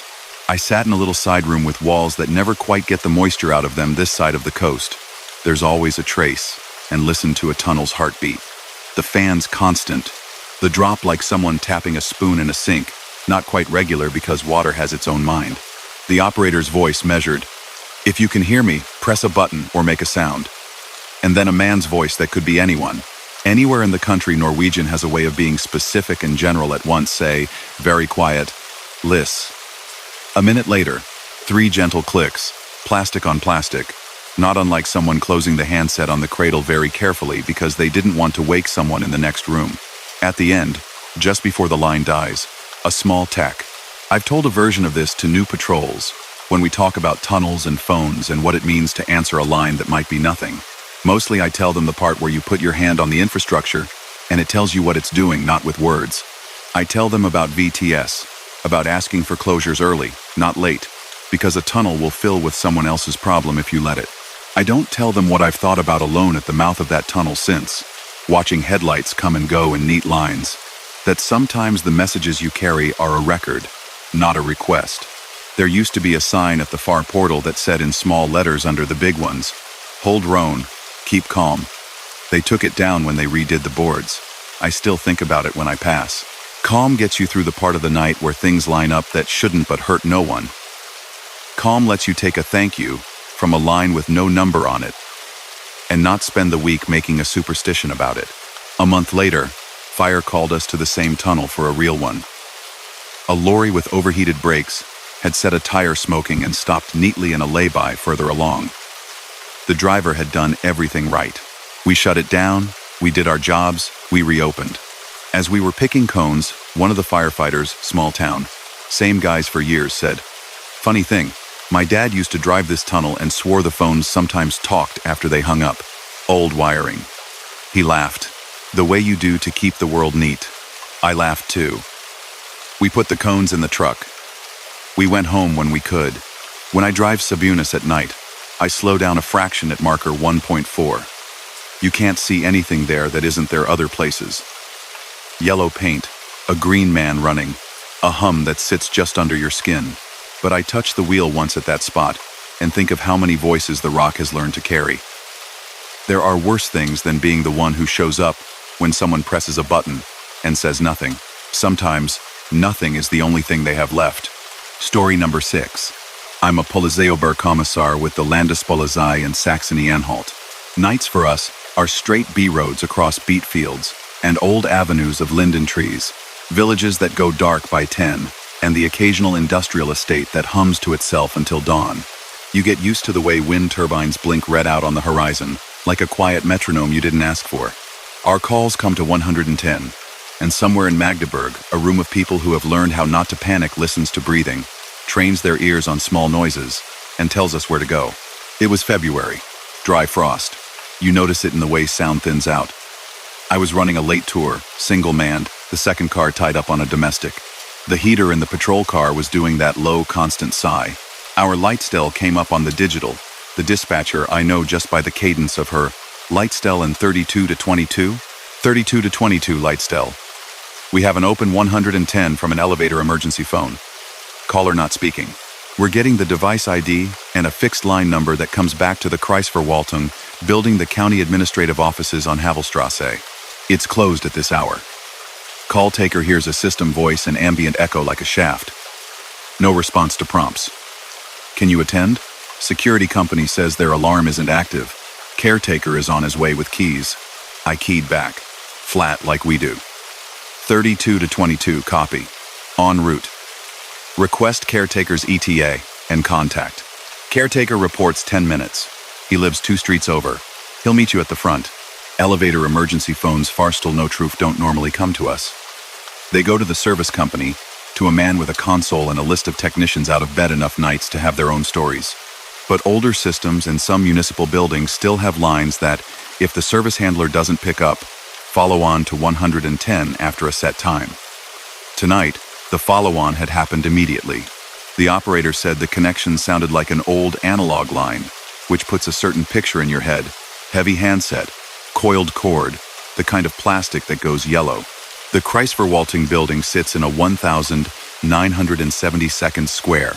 Concrete slabs, long bands of windows, a little fountain that only remembers water in summer. It has a glass lobby where the lights are on timers, so sometimes it looks open at 3 in the morning when it isn't. I rolled up with no roof lights, parked across the entrance, and got out to listen. You learn to put your ears in the room before you fill it with your own voice. Even from outside, you could hear that particular elevator hum. Not movement. The building's air has a sound that remembers the shaft. Somewhere inside, a clock ticked, steady as the pulse in your wrist when you're holding still. The caretaker, a man in his 60s with a wool cap pulled down and a keyring that would anchor a small boat, trotted up apologizing for nothing he needed to apologize for. A bend, he said, breath fogging. Signal came to me, then to them. He nodded toward my radio like it was a person. I left the coffee machine on again, he said, and smiled at himself like it was a running joke between him and the building. We went in. The vestibule smelled like old paper and wet coats, even with no one there. The motion sensor woke a strip light with a flicker that lived in the corner of my eye for a second, then bedded down. To the left, the elevator lobby, combed concrete, brushed aluminium doors with a seam down the middle, floor lights dimmed to something between a nightlight and a suggestion. Lightstelle came up again. Voice dropped half a tone, because the call taker had lowered hers. 32 bis 22. The 110 line remains open. Operator hears the elevator's automated voice. Bitte bleiben Sie ruhig. Der Notruf wurde ausgelöst. Es wurde eine Verbindung hergestellt. Then a pause. Then the same again. No human voice. She can hear fan noise and some occasional tapping like plastic on metal. The caretaker made a face I've seen men make when their machine talks in the wrong room. The lift's not in service at night, he said. Puzzled, rather than defensive. We put it into sleep at 18. The phone still works if you pick it up, but there's no one here to pick it up, obviously.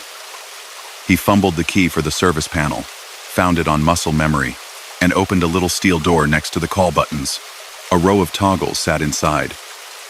Netz aus, he said, tapping the one labeled for main power. The power's off to the drive. The car should be parked at the ground. I looked at the indicator strip. A little green dot on 0. The car sat where we were. The call button glowed a faint white.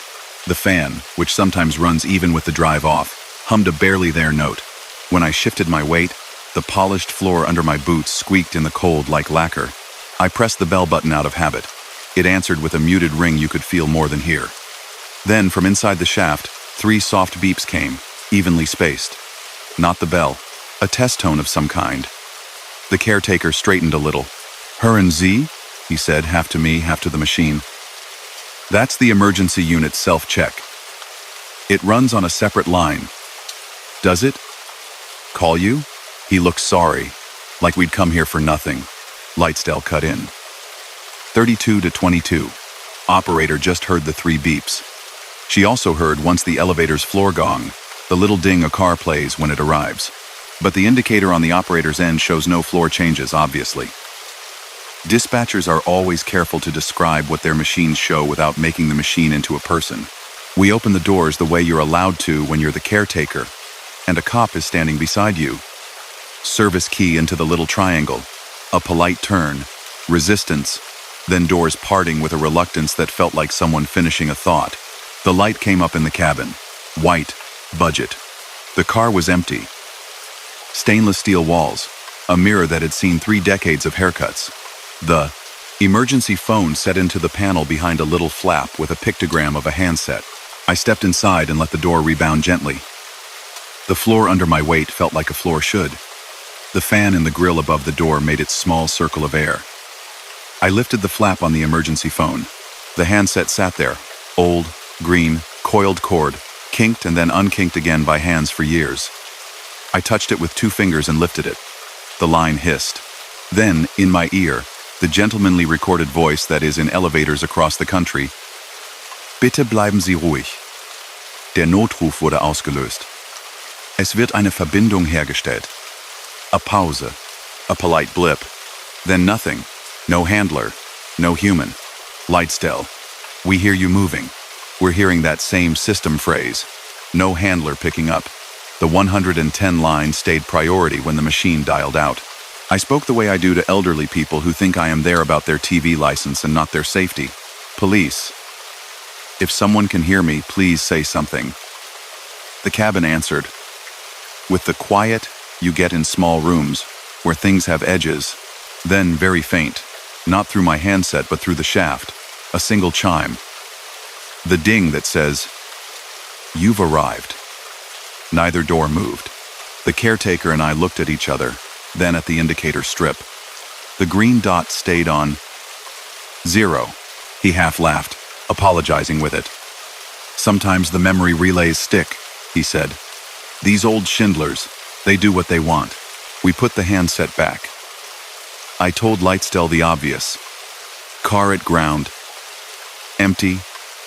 Doors open. No entrapment. She asked us to keep the line open while she ran the operator through a few more prompts that are policy even when no one is listening. The operator said into a room none of us could see, "If you need help, press any button twice." The elevator didn't oblige. Somewhere deep, a relay clicked like a beetle on a desk. "I'll check the machine room," the caretaker said. "If something gets stuck, I can see it there." He took me up a side stairwell that smelled like cardboard and old glue. The machine room door needed 2 keys and a lift of the handle. Inside, the motor sat with the patient indifference of machines that have outlasted 3 contractors. A cabinet with a glass pane displayed a printed circuit like an exhibit. There was a little thermal paper printer mounted under it that had not printed a thing since the last inspection, the roll yellowed at the edge like a page in a book near a window. No fault lights. The mains were off for the drive, as he had said. A separate breaker, labeled Notruf, was on. The caretaker showed me the label, because people like him have their pride. Downstairs, the door to the car stood open like a mouth you don't trust. I stepped into the lobby again and listened. The building had that late-night hum of sleeping electricity.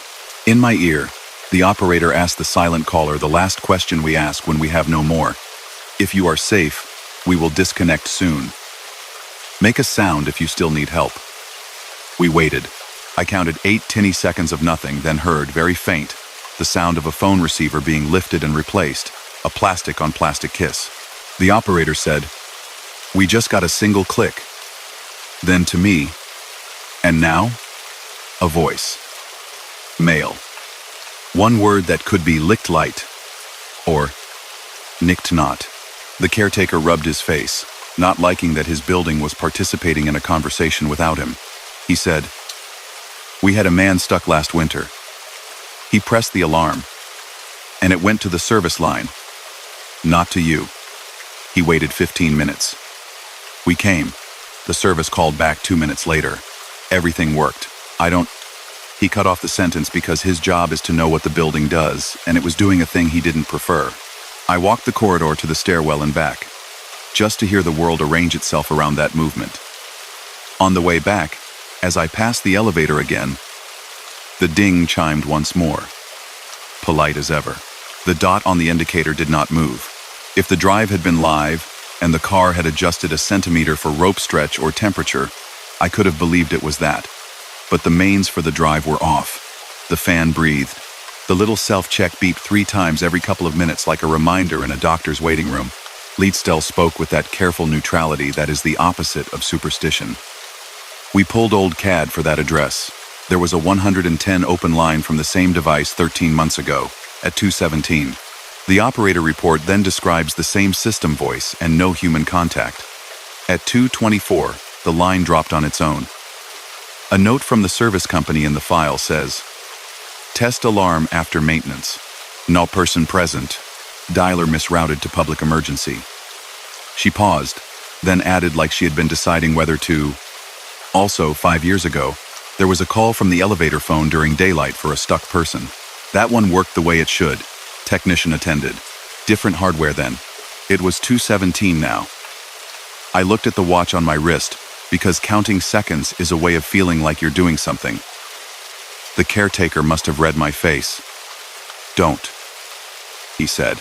"They test on the quarter hour sometimes, not at night, but sometimes." We kept the doors open for another 10 minutes. The operator asked her last prompt. No human voice came. At 224, the line disconnected. The operator said, "The session ended. No CLI to call back. The device isn't addressable for return call." Leedstel said, "Documented. 32 to 22. You can clear if you're content." I didn't move for a minute because leaving too quickly feels like you're ignoring someone who tried to speak. I put my hand on the door and then on the frame, not because it does anything, but because touching things sometimes brings sense. The aluminium had the neutral temperature of old metal indoors. I used my knuckle to tap the panel lightly, a bright little sound that went nowhere. We closed the doors. The caretaker relocked the service panel. He said he would call the service firm in the morning and ask if their system had logged anything. He said it in the tone of a man who knew he would be told, probably a misdial, and would half believe it and half not. We did our quiet handshake at the door, the one where your hands don't actually touch because this winter had been a long one for hands, and we both went back to our corners of the night. My report read like a form on purpose. 159. Dispatched to Chrysler-Walton for 110 open line from elevator emergency phone. 2:08. On scene. Building secured. Caretaker present with keys. Alarm inactive. Elevator car at ground level. Doors opened with service key. Cabin empty. Emergency phone handset present. Line connected to 110 with automated system voice. No human voice heard directly. Operator reported faint single words. Possibly licked, divided by nicked, and system test beeps. Elevator drive mains off. Emergency line power on. Machine room normal. No faults. No persons located. 2:24. Call session ended without further contact. Cleared. There was no field to write that when the chime sounded without the indicator moving. My body did that old hunter-gatherer thing where all your attention goes in on a sound and the rest of the world falls off its edges. There was no place for the part where, back in the car, while I was warming my hands, I heard somewhere in the building behind me, or only in my head, the polite voice repeat the phrase you hear from elevators everywhere. Bitte bleiben Sie ruhig. and I caught myself thinking, I am, and smiling at the silliness of answering a recorded message like it was a person asking. The next afternoon, the service firm sent an email to the caretaker, who forwarded it to us because he was a conscientious sort. No alarm recorded on our side between 1 and 3, it said. However, the older emergency dialer in that unit has a secondary route to public emergency lines in case of no connection. The secondary route may have triggered. We will replace the board at next maintenance. They did not explain the system voice, or the 3 test beeps, or why the line would open to us without opening to them. They did not need to. The practical task had a box to tick. Replace board. Lightstell clipped the audio from the 110 line for training. It is useful to show new call takers how to anchor themselves in environment sounds. I listened once on a good pair of headphones the tech keeps for pinning tiny things in big sound. You hear the fan a round white noise, then the system phrase in the recorded woman's voice. Clean. Slightly warmer at the consonants. Bitte bleiben Sie ruhig. Then the 3 beeps. Evenly spaced, not the bell's pitch. And then, once, so small that I might be doing that thing where the brain draws lines between dots that aren't a picture, a male voice saying one syllable that could be licked. The way someone would say it to themselves as their hand goes toward a button. The handler's friendly prompts are there too, addressed to a cabin that was empty and a number that didn't want a call back. Press any button twice, she says into the room. I hear her smile a little, because you can't teach that part, you can only hire it. The cabin doesn't answer. At 2:24, the line withdraws from whatever room it had made itself in, and the file ends with the sound of nothing. A week later, I had reason to go back to Havelstrasse for a different one. Job minor vandalism, fingerprints we all knew weren't going to match anyone on our list. On my way out, I pressed the elevator call button without thinking, and it lit in the way. New LEDs blink awake from sleep. The doors opened. The cabin smelled faintly of whatever cleaner the caretaker uses that says citrus on the bottle, whether or not a citrus was hurt making it. I stepped in and looked at the emergency phone. The flap had a fresh screw. When I lifted it, the handset looked the same as the one that had been there for 20 years, because the part the firm had replaced was behind the panel, not the bit you touch. I put my hand on it anyway. The plastic felt like all the phones I've known.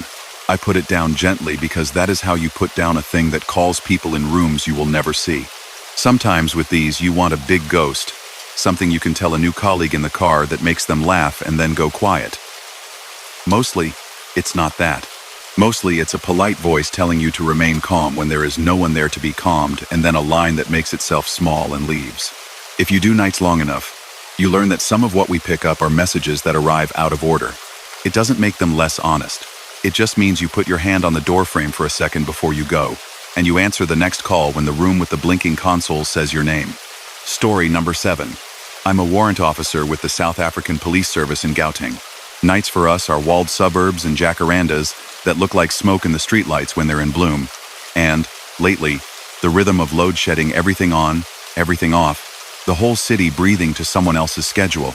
The air after midnight smells like damp brick and dry ash. You learn the sound of a generator that's been running too long and a gate motor whose backup battery is losing the fight. Our emergency number is 10111. The voices in the control room become part of your shift the way your own heartbeat is.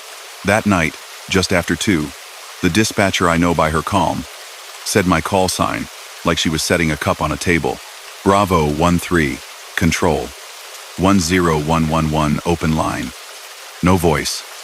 Operator hears alarm beeps and a UPS chirp. Ambience suggests residential interior. CLI is a landline number that maps to 22 Kelvin Street, Mareisburg. That number is marked out of service by Telcom. The call is still connected. Armed response on file for that address is Vertex Security. They show the account as inactive. Can you attend? Backup is 15. I keyed up. Bravo. 13 copies. En route. Code 2. Notify Vertex to meet me at the gate. Received. Operator will remain online. She'll advise. Load shedding stage 4 had the robot's traffic lights dark along my route. At each four-way, other drivers treated the intersection like a polite fight. Every street had a different kind of dark. Some homes were islands with inverters and porch lights that didn't care. Most were outlines in the blue of the sky. My tires hummed on tar patched more times than anyone could remember. Control came back. Open line still up. Operator hears entry divided by exit delay tone at intervals. Also the single AC fail chirp you get on a domestic alarm panel. No human voice. The line identifier is the Telcom fixed. Telcom also confirms that number is ceased. We asked them twice. I turned into a street with high walls on both sides and electric fence wires that clicked quietly, one little spark every few seconds. A hadeda called from somewhere and made that prehistoric croak that makes visitors laugh the first 2 days and then never again. At 22 Kelvin Street, a high vibrecrete wall met a sliding gate whose track had a tuft of grass where no one's car had crushed it lately. The number was painted on a pillar in black, neat hand. A small blue board for Vertex security hung skew on a screw. Control, Bravo 13. On scene. Road dark. No visible movement. Request Vertex ETA. Vertex reports their armed response officer is 4 minutes out, Control said. Operator hears your engine idle like you're close to the call. She also reports the alarm chirp every 30 seconds. Single chirp. AC fail.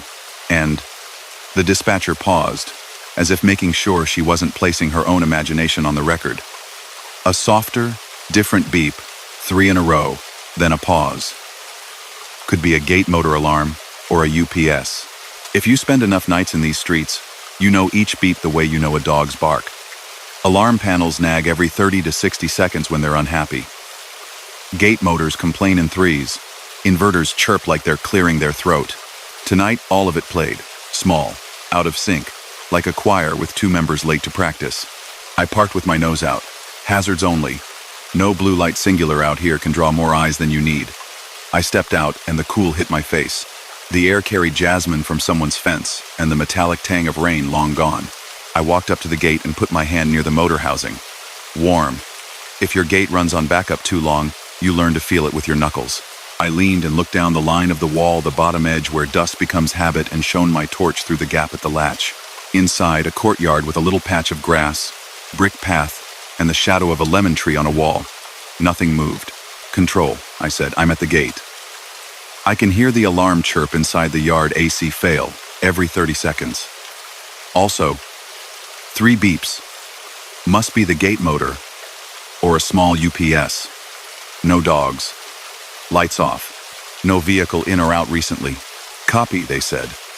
Operator just got a faint dit that could be an alarm panel key press.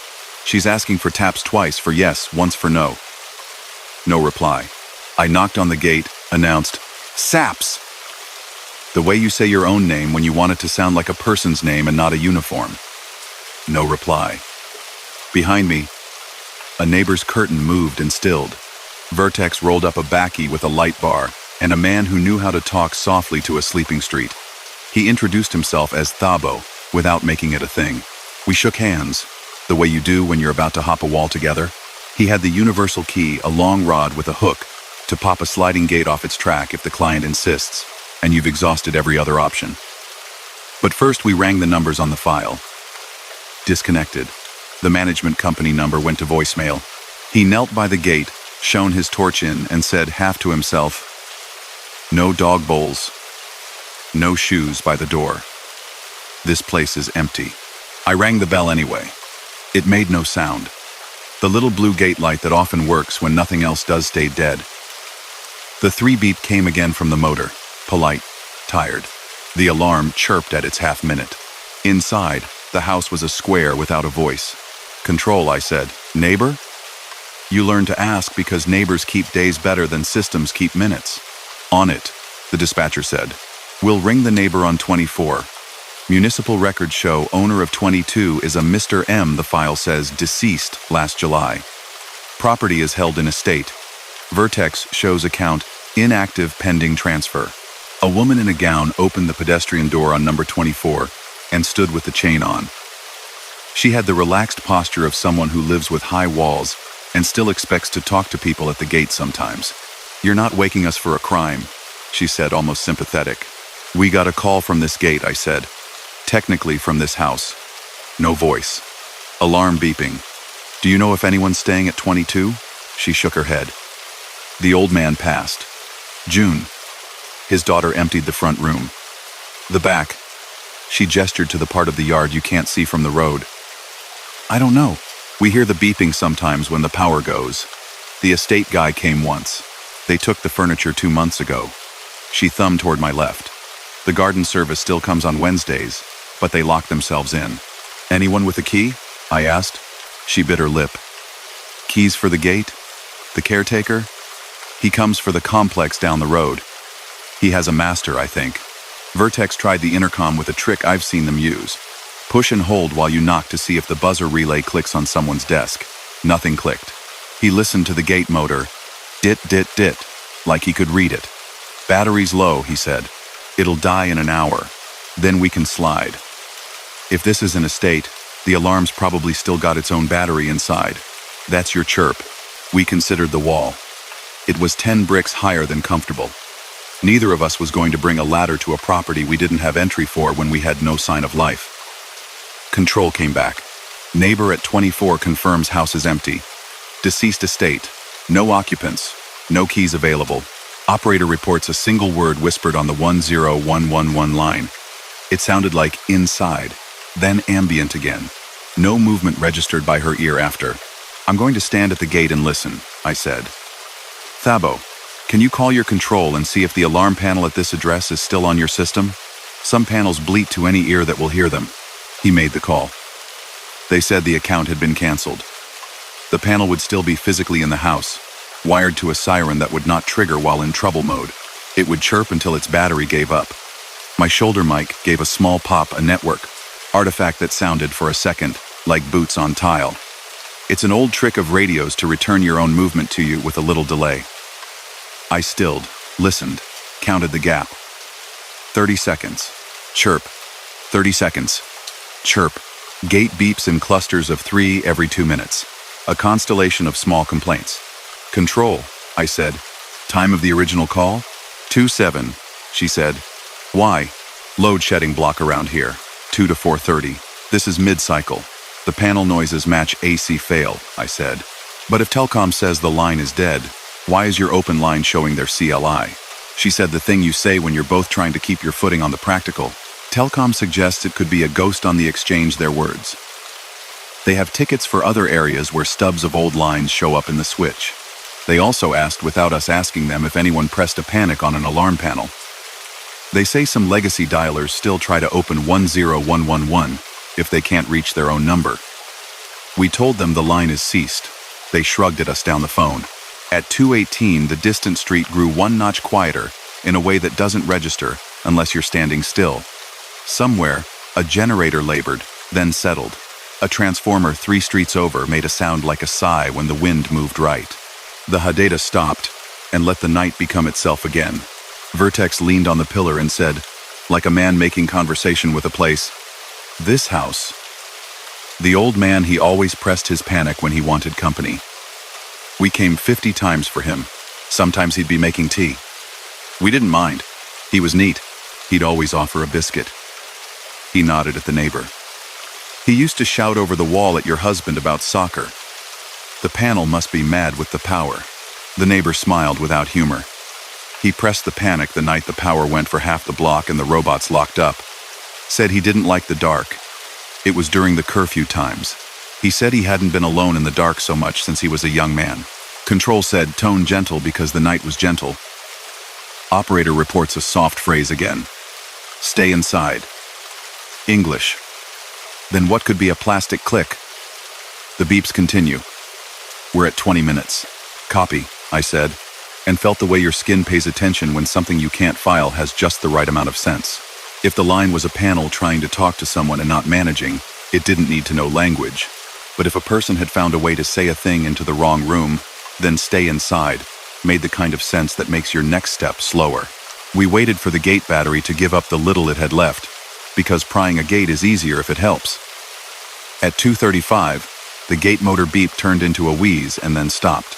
The alarm chirped like nothing had changed.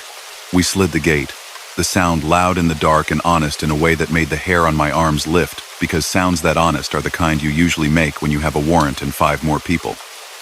We stood still. Nothing moved. No dog. No human shape at a window. We went in, Vertex first, me behind, torch low. The air in the yard smelled like dust and a lemon tree that had done all it could in winter.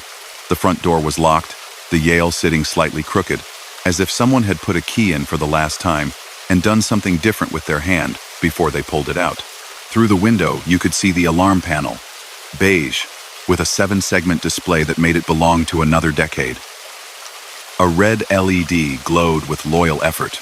Every 30 seconds, the panel made its complaint 1 pip you could feel in your teeth. "Control," I said. "We're in the yard. No signs of forced entry. Alarm panel visible through glass. It's in trouble mode. Confirm the operator still has the open line?" "Affirm," she said. Ambient matches. She can hear the chirps. She can also hear, faintly, a ticking. Could be your wristwatch near the mic. Could be the panel's relay. She will prompt one last time. The front door had a security gate. 3 locks. The back door had the same. We weren't going to break estate property for an AC fail. We walked the windows and peered into rooms. The lounge had a couch with a sheet over it, the way people do when they think it will be a while. The kitchen had a plastic bowl upside down on the counter like someone had kept a space tidy. On the fridge, a little magnet in the shape of the Bay World map. The bedroom had a bed frame with no mattress. On a shelf in the hallway, a phone base with no handset. I stood on tiptoe and saw the telecom jack. Wire snipped. The copper bright, where it had been new once. In the scullery, a double plug had an inverter the size of a carry-on suitcase with a car battery next to it. The inverter screen was dead. The battery had a dust print of a hand, the kind of mark you leave when you move a thing you know you shouldn't. "Got a manhole cover here," Vertex said softly, pointing with his chin. "Meter box." He lifted it. The supply breaker was off, probably pulled by a caretaker when the estate took over. The house had lived on very little for a while. The alarm panel somehow had managed to hold on to its small life. "Bravo 1-3, Control said. The operator just heard a word. It was not English, not Zulu. She thinks Afrikaans. Bin inside." Then a breath. Then the line cut for a second and returned. "We're at 33 minutes. I felt the way you feel when a wave passes under a boat and the boat hesitates between 2 states of water." I went back to the front step and stood exactly where I had been when I first saw the panel through the glass. The chirp came. I counted to 30 and let the next one come. "In my ear," the dispatcher said, calm on top of curiosity. The line just cleared. The beep stopped. She heard a small single thank you, and then the call dropped. No KLI, no callback. Inside the house, the panel gave a last, almost apologetic pip, and then blessed silence. The red LED stayed on, defiant in a small way. The whole place took a breath without moving. Vertex nodded, like he had been through more nights where machines pretended to be people than he cared to count. "Battery dead," he said. "Shame. We'll let the caretaker know to swap it." The neighbor at 24 peered through her gate again. "Did you find anyone?" "No," I said. "Your beeping is over." "Good," she said. "It makes the dogs on the street crazy." She looked at the house and added, almost under her breath, "He hated that beeping." We slid the gate shut, left it off the rail the way you do when you want a property to ask fewer questions. Outside, the street was the same as it had been, except it felt like the city had changed its breathing. Control and I did the little ritual. On scene. From scene. Clear. She said she'd put the audio aside for training. Ambient identification under load. Shedding. How to talk to a line that only has beeps. She said Telcom had logged our note, and that Vertex had thanked us for the heads up. She said the file on the deceased estate had a note. Neighbor to be informed. Panel battery failed. Caretaker to attend. Back at the station, closer to dawn, I asked the operator if I could hear the clip. We're careful with recordings, privacy, and law, but this one was going to be used to show new call takers what a treble tone sounds like, and what quiet can tell you. I sat at a desk with a missing drawer, and listened to a house make its small noises into the ear of a city. Chirp, 30 seconds. chirp. In between, 3 close beeps, the kind a gate motor makes when it is telling you it is trying to be generous and is failing. A UPS gave a quick little cough every now and then. The operator's voice, professional and kind.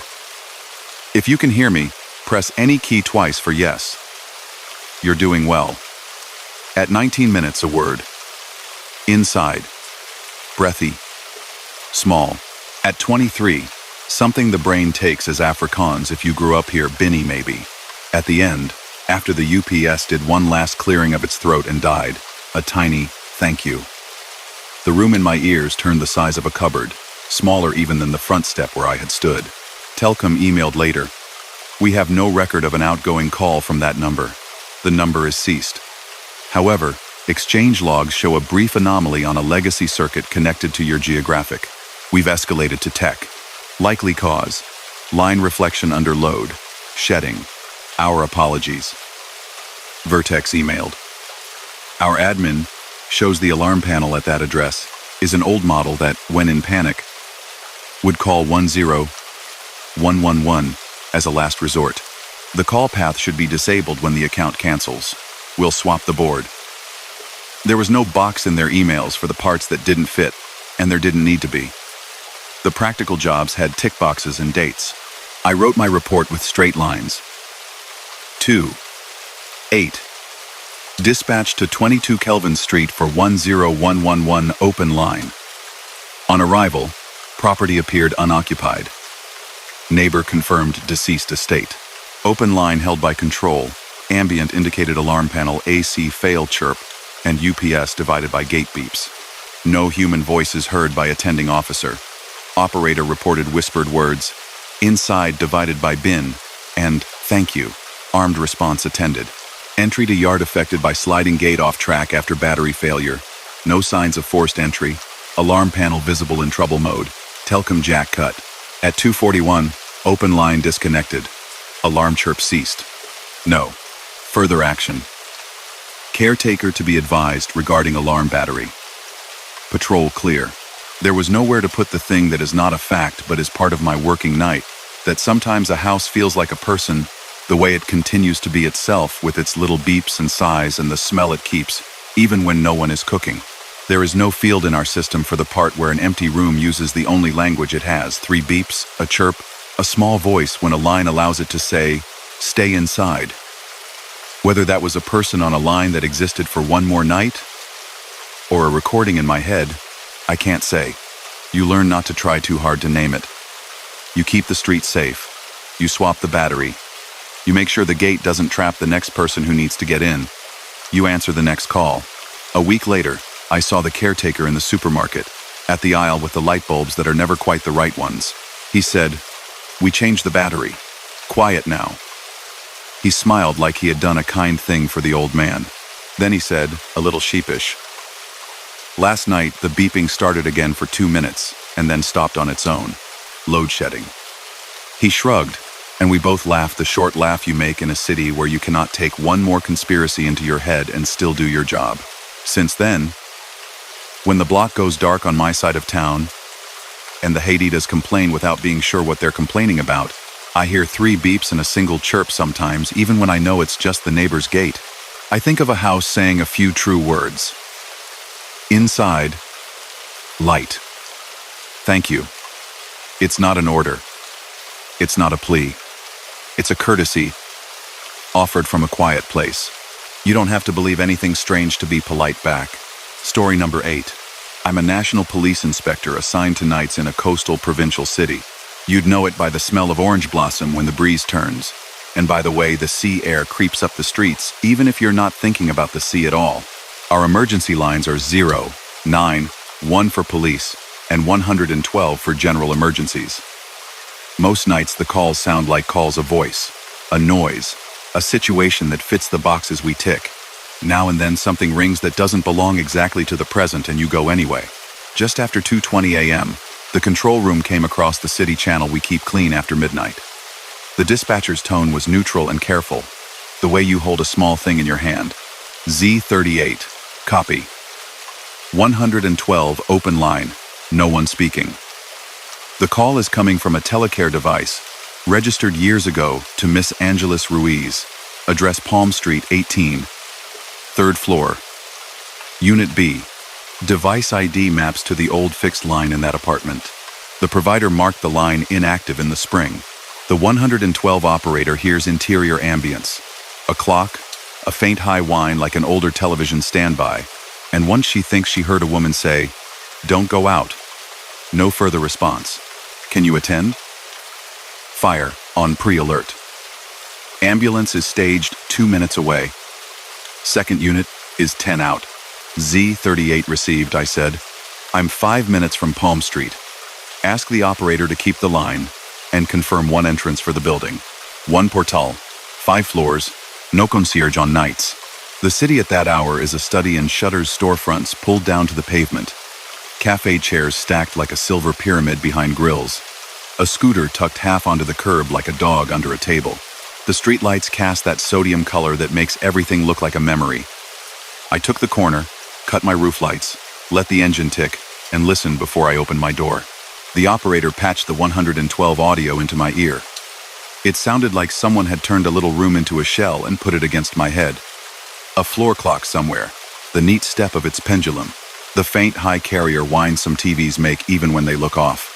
Water in a pipe tapping once as if remembering itself. Now and then, the elevator in the building older, with a folding gate, gave a polite chime on a floor above or below, the kind of noise a machine uses when it doesn't want to wake anyone up. The front door had a wired glass panel and a brass handle polished by decades of hands. I pressed the button for third floor B on the intercom and heard the amplifier inside the panel wake to do its one job.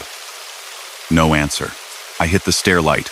The light switch made a little clack in the electrical closet, and the stairwell rose up from shadow in segments, each floor's sconce waking a beat late.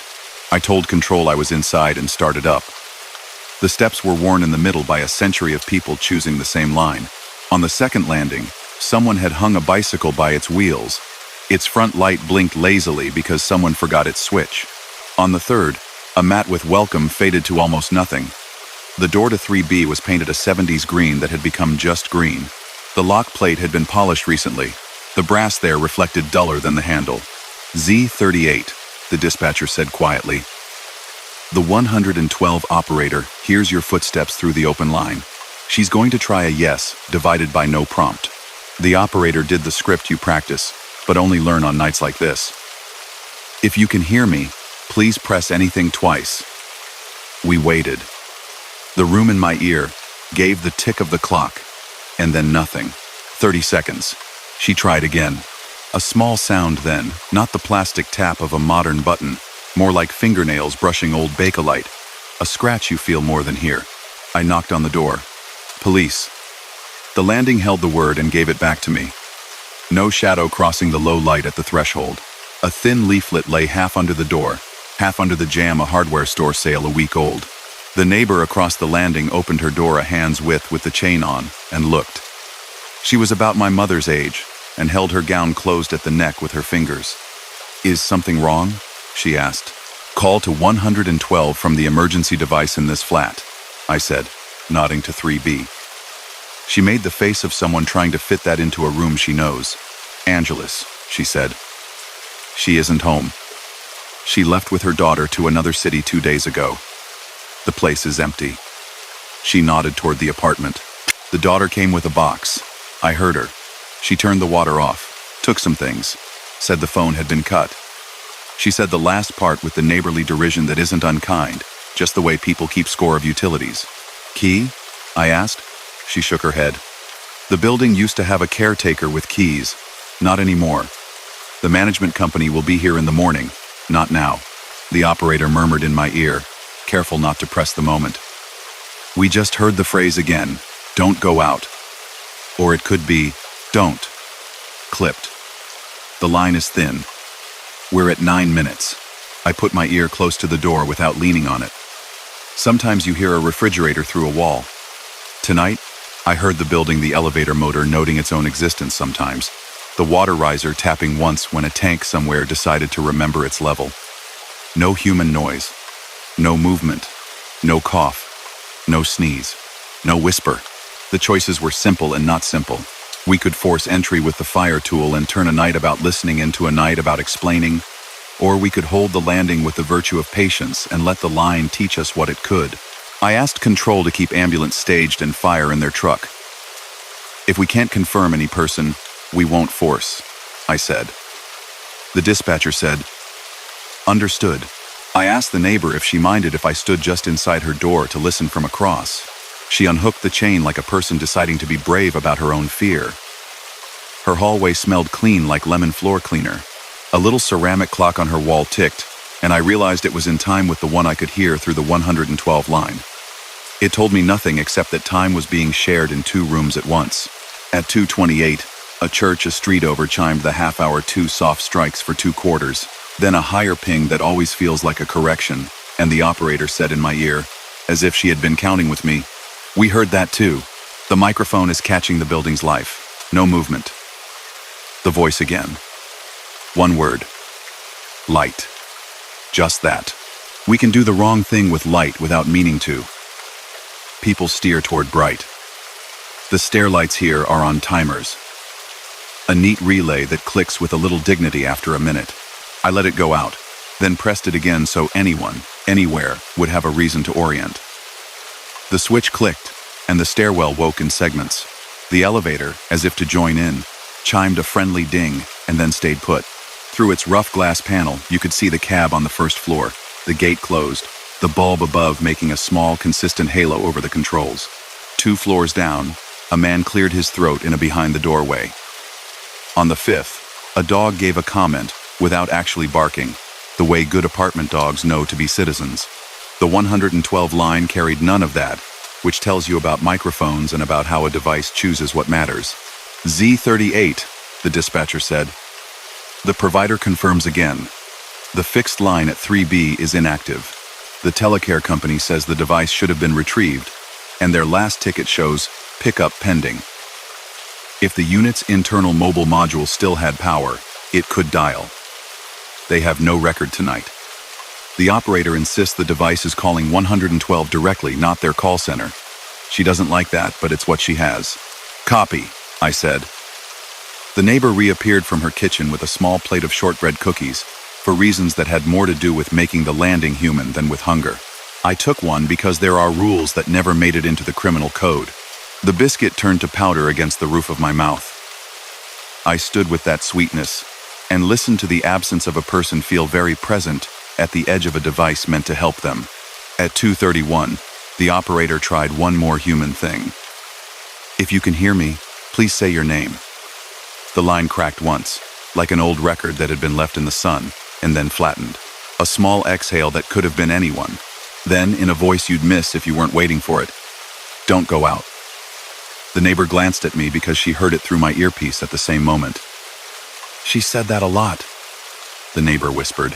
To the kids in the courtyard, "Don't go out until I look." It was a thing with her. The elevator chimed again without moving. Someone had pressed, and then taken the stairs instead. Or electricity was remembering a pattern. I wiped the cookie crumbs on my palm, without making a sound. I asked Control to try the daughter.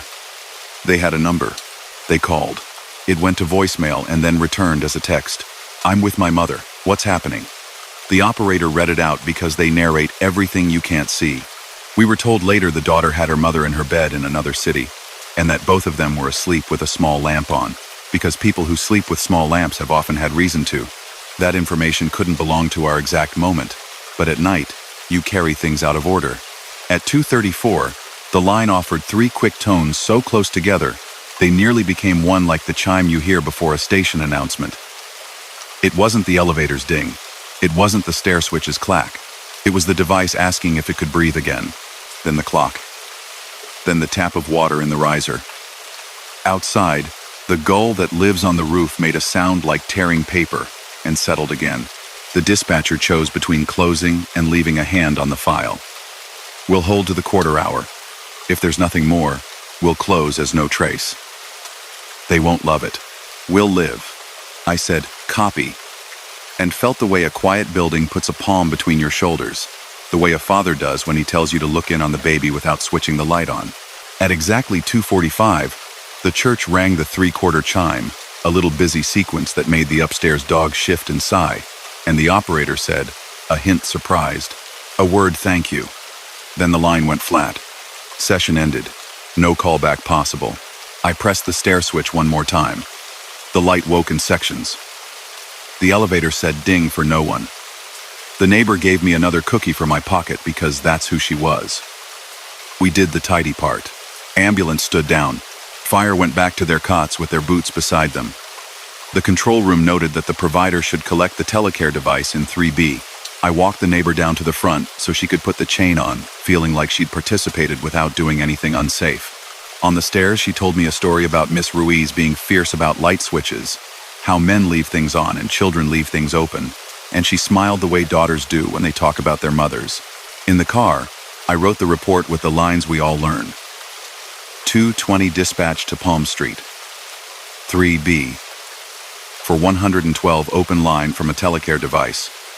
No voice. 2:26. On scene. Entered building, listened at door, spoke to neighbor across.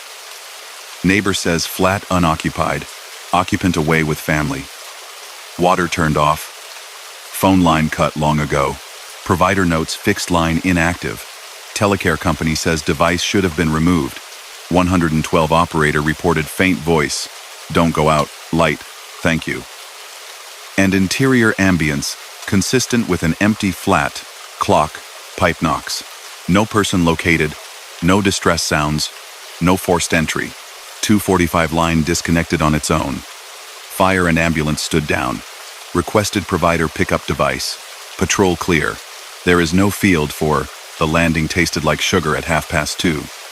None for, I have never liked the elevator chime, but tonight it sounded like a friend telling me not to worry. No place to write. The words used were words of a person who lived in that place, and they made sense in the way words do when they are said at the right time, even if the time isn't the same as the call. The next day, Control forwarded a short note from the telecare provider. We regret the inconvenience. The device at Palm Street, 3B, should have been removed. The internal mobile module likely retained charge. Due to network routing, the alarm may have defaulted to 112. We will dispatch a technician. They added. The last scheduled test of the device was 13 months ago at 2:45 a.m. Routine night test. No alarm was present then. A week later, the building administrator posted a notice inside the front door asking residents to allow access for the collection of older telecare units. The neighbor from across told me later she'd been asked by the daughter if she'd heard anything odd. The neighbor said no because she thought that was kinder. I nodded. You make small decisions like that in cities like ours. They give you permission to sleep. I've been past that front door on other nights. If I'm on foot and it's an hour when the stair light would help no one or bother no one, I press it and listen to the clack and to the way the building wakes in sections. Sometimes the elevator says ding like it thinks there's somewhere to go. If the church misses the quarter because the clockmaker hasn't come, the upstairs dog fills the gap with a sigh. And if the control room says my call sign in that careful tone, I go not because I believe in more than batteries and copper and people, but because I believe in thank you, said into the wrong room at the right moment, and in answering any voice that says don't go out, when the street outside the door would rather have you. Story number 9. I'm a senior NCO with a rural brigade in the Loire Valley. Our nights are long, straight departmental roads drawn through beet fields, poplars marching by the ditches, the red blink of distant turbines like a careful heartbeat. After 10, the villages go dark, shutters down, lace curtains hardly moving, a church clock to tell you the quarter hours if your radio is quiet. Most calls after midnight are simple. A fox on a motion sensor, a boiler coughing into a detector, someone who walked home the long way. Every so often it's not loud at all. It's an open line that shouldn't exist, and you go anyway. At 2:17, our control room came up on the net. I know the dispatchers by the way they say our call signs. This one is measured and spare. Unit 14, copy. Open 17, no voice. The call presents from the town hall's fixed line on Republic Square in St. Martin. Operator hears interior echo, a ticking clock, one single cycle of a civil warning siren, and a recorded female voice fragment. Stay indoors. The town hall's fixed line is flagged inactive since last year's fiber changeover. No callback available.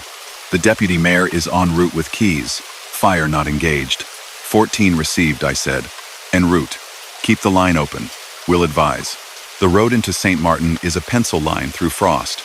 I left the roof dark and let the dipped beams admit the village one piece at a time. The steeple first, black against a clear sky. The war memorial and linden trees on the square, the town hall with Marianne's bust in the window, and the tricolor folded like sleep. I parked short of the steps, let the engine tick down, and listened. The church clock touched the quarter with a single high note, and the square accepted it, the way a room accepts a careful door. Control 14. On scene. Square calm. Copy, she said. The operator still has the open line. She can hear your engine cooling, a small cabinet fan, and earlier she logged one full siren cycle only. She'll prompt again. I walked the facade with my torch kept low because light pulls curtains aside. On the municipal notice board, the refuse schedule, a music poster no one had taken down, the next council date in the mayor's hand, and a laminated strip of after-hours numbers. The front door's glass showed my shape and the beam of my torch in the wire mesh. Fast, careful footsteps on cobbles came up behind me. The deputy mayor parka over the sweater he'd slept in. Keys enough to anchor a small boat arrived with an apology in his face for something that wasn't his fault. Evening, he said in the tone used when it's neither. They called. What is it? An open 17 from your town hall line, I said. Operator heard a siren tone and stay indoors. Your copper was cut last spring, yes? We migrated, he said with the reflex of a man who's carried a file about it to too many meetings. It's VoIP office hours only. The old line is physically present but dead. The siren control is upstairs. We test the horns at noon, first Wednesday. We haven't touched it since. He glanced up at the steeple the way you do when you want permission from something that cannot give it. We went in. Town. The halls have their own smell after midnight polish, old paper, a hint of ozone from a copier that has served too many budgets. The timer lights shook themselves awake. Our boots made polite noises on wood. Control, we're inside, I said. Any change? Operator heard the recorded phrase again, she said. Clearer this time. Stay indoors. Then a little click like plastic on plastic. Also 3 small tones like a test sequence. No continuing siren. Line still open. Welfare. Upstairs in the council room. A long table, chairs in a horseshoe, a framed portrait on the wall. In the corner stood the siren control cabinet, beige metal, with a small grill, the sort of kit civil protection has issued for decades. Behind the cover, a rack with labels in 3 different clerks' handwriting. A diagnostic LED glowed like a weak star. When I leaned close, I could hear a fan old, slow, steady. The deputy mayor kept his hands in his pockets like a man who's learned that some machines behave better if you only watch them. Control, I said. What time did the operator log that siren cycle? 2:16, she replied. Rise, hold, fall, 1 clean cycle, then the phrase, no repeat. On the mayor's desk sat a beige telephone that had learned to be ignored. Its coiled cord ran to a wall plate that now meant nothing. I lifted the handset, because muscle memory is older than procedure. No side tone, not even a sigh. I set it down gently because people notice how you treat their things, and this desk represented somebody's sense of order. Roof? The deputy mayor asked. We climbed the narrow service stair, past a records room that smelled of boards and glue. The hatch was thinly iced. 4 gray horns pointed to the cardinal directions like mouths paused mid-breath. No warmth, no condensation, no soot. The cable lay easy in its conduit, unchewed, untugged. The night said no. Back downstairs, the cabinet's little screen offered a line of green characters. No manual activation, no test. A time-stamped loop check OK, close to the 3 beeps the operator had heard. Nothing about an output. Control, can you pull history for this address? I asked. A pause. 13 months ago, night opened 17 from this number. Operator noted test beeps and a recorded phrase. You were tied on a crash. The file closed, no trace. 5 years ago, daytime first, Wednesday, test multiple citizens called 17 because the message felt like an instruction, not a test. That's usual. The deputy mayor stood by the window, and watched a cat cross from bakery to cafe like it had done since the cat code was written. The warning system can play several messages, he said without turning. Flood. Industrial incident. Stay indoors is stock. We never use the voice at night. If anything, we ring people. He hesitated, then offered a small story the way people do when rooms are too quiet. An old caretaker told me once the siren becomes a person if you let it. He said at night it preferred to sound like your heartbeat. Then he laughed. Because he didn't want me to think he meant it. We stayed because leaving too soon after a line says stay feels wrong. The operator spoke in my ear with the careful warmth she keeps for empty rooms. If you can hear me, make any sound. We waited, and the building made its little movements, the radiator ticks, paper jostling on a pin in the stairwell. Then a soft click that could have been plastic on plastic, nothing more. Open line terminated, the dispatcher said. No caller ID, no return option. We lock the cabinet. We shut down the lights in the order they prefer. In the vestibule, hands still in pockets because the hour calls for it, the deputy mayor said to the air, "The contractor will tell me a relay stuck, and they will be right, and I will have nothing better to tell the council." He looked at me to see if I would let him have that truth about his building. I did. Outside, the frost hadn't changed. Our footprints had been added to the square, that was all. 14 clear. I told Control. She kept it tidy. Incident logged. Audio retained for training. Town Hall advised to have the siren control checked. She added, after a small silence that didn't need words. Operator says, just before the line died, she heard a single high clock note. Her timestamp shows 2:45. She smiled when she said it. She didn't know why. Back at the brigade, the heaters didn't quite know how to convince the walls it was truly morning. I asked to hear the clip. We keep recordings that help train new operators to work a silent call with environment cues. I sat in a side office that smells like paper and damp coats and put on a good pair of headphones. You could hear a public building at 2 a.m. in a way you don't, unless you have the key. Wood has a roomier sound than concrete. This was wood. The cabinet fan's low note. 3 polite test tones, evenly spaced. A recorded female voice, neutral and clean. Stay indoors. No alarm beneath it. Silence. A tiny click that could have been a plastic latch. A small echo like a footstep in a large room, or nothing at all. At the end, if you turned it up to the edge of the hiss, a soft thank you. You could also argue for a chair foot on polished floor. I've learned to live with things that can be two true things at once. The contractor came the next day. The deputy mayor forwarded us their neat paragraph. Control board replaced as a precaution. No fault found. Device is not configured to dial public emergency lines.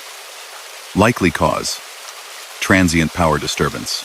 Logs show no siren output at the times indicated. Firmware updated. There was nothing in their language about a dead copper line opening to our operator. There didn't need to be. The practical box replace board got its tick. My report read the way reports should.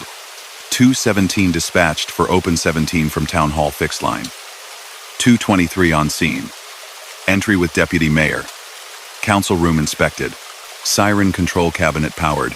Diagnostics normal. No activation recorded. Operator reported recorded phrase, stay indoors, and test tones. Mayor's desk telephone present. No dial tone. Fixed line formally inactive. Roof inspection. Horns intact. No heat or condensation. Cable and conduit. No persons located. No hazard. 2:45.